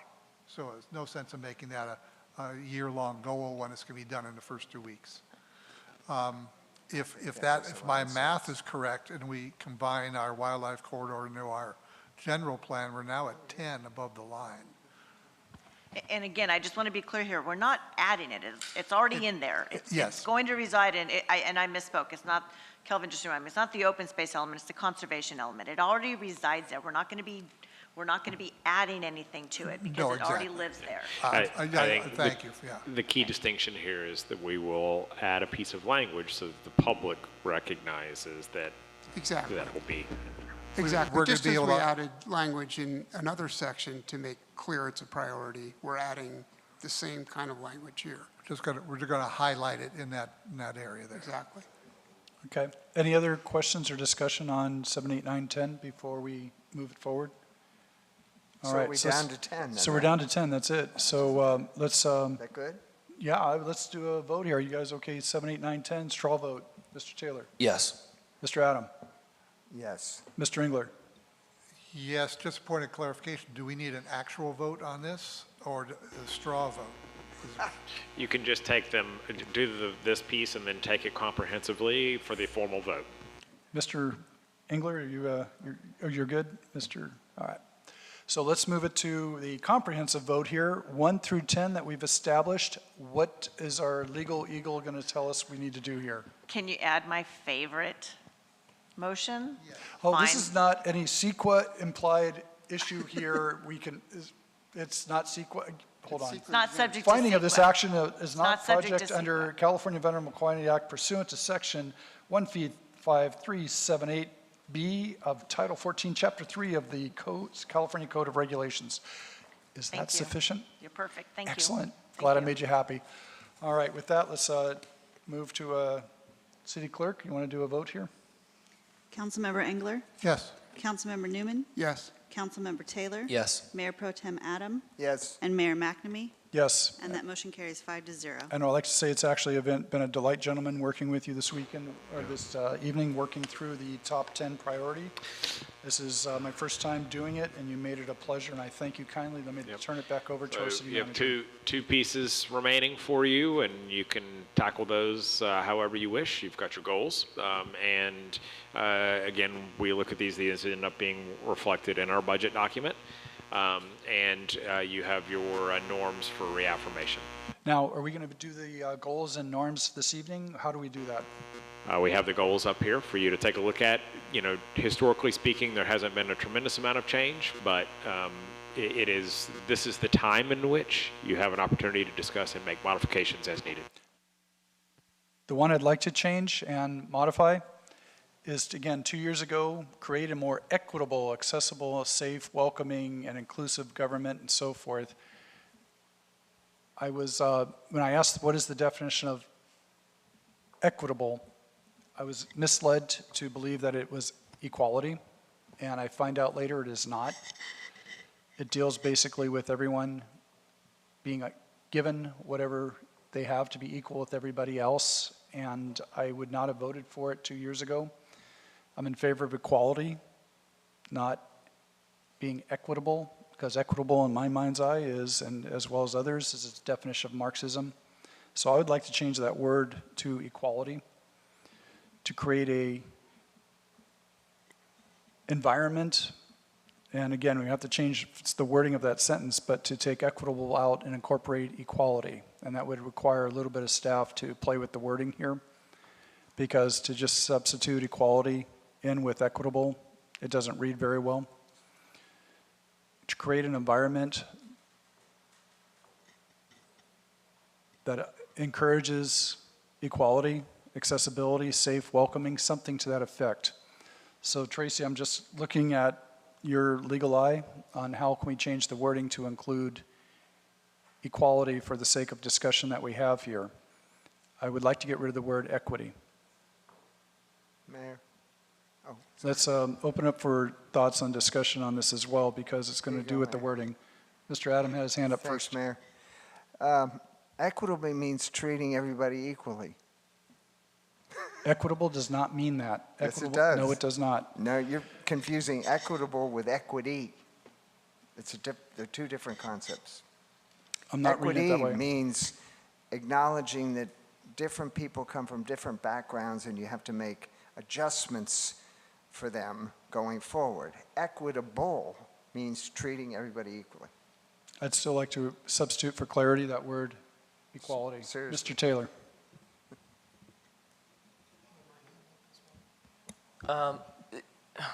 Equitable. The only thing I would say about this is I would ultimately like us to get to a point where we're just focused on getting things done, and and something like this with the definition of a word, if we're talking about equity, right? And we saw the video that went viral of Bill Mayer interviewing Bernie Sanders, and he asked him what the definition of equity was, and Bernie Sanders didn't know either. It's a word that not everybody understands or knows the true definition of.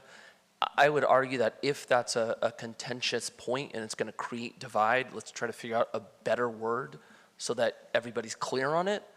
I would say I'd be fine with that.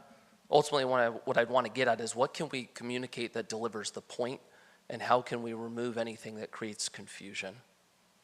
Mr. Newman? So every single one of the Fortune 100 companies has a DEI program. And some of these companies are creators of more wealth than any other entities in human history. So I'm sure they would be quite surprised to learn that they are practicing Marxists. I don't really see a problem here, and I strongly concur with Councilmember Taylor's assertion that this is not about getting stuff done, which is what the people put us here to do. This is wordsmithing. This is the same objection Councilmember Adam had previously about injecting political beliefs into it. And further, my personal belief on this is that it's a misrepresentation, and I know a lot of people who are in the social justice field, to say that they're advocating for equal outcomes for everyone. They are not. And that is not what equity means. Another definition of the term equity is having a stake in something. If you own a home, you have equity. You gain a stake in, and we want all of our residents to have a stake in something. And that's not even the word we're talking about here. The word that was there and that Councilmember Adam is okay with, and I certainly am as well, is equitable, meaning we treat everyone equally. Everyone has equal access to public facilities. That's all we're saying. Mr. Engler. Yeah, I have to, I think I'm agreeing with my colleagues. Any word can have multiple meanings to different people. I think in our reading and writing of this clause here, equitable did not have any Marxist overtones to it. So I don't think it's, I mean, people, obviously there are some people who might see it that way, but from our purposes, it doesn't. In the same way, down in I, it says we want to have to diversify our local economy.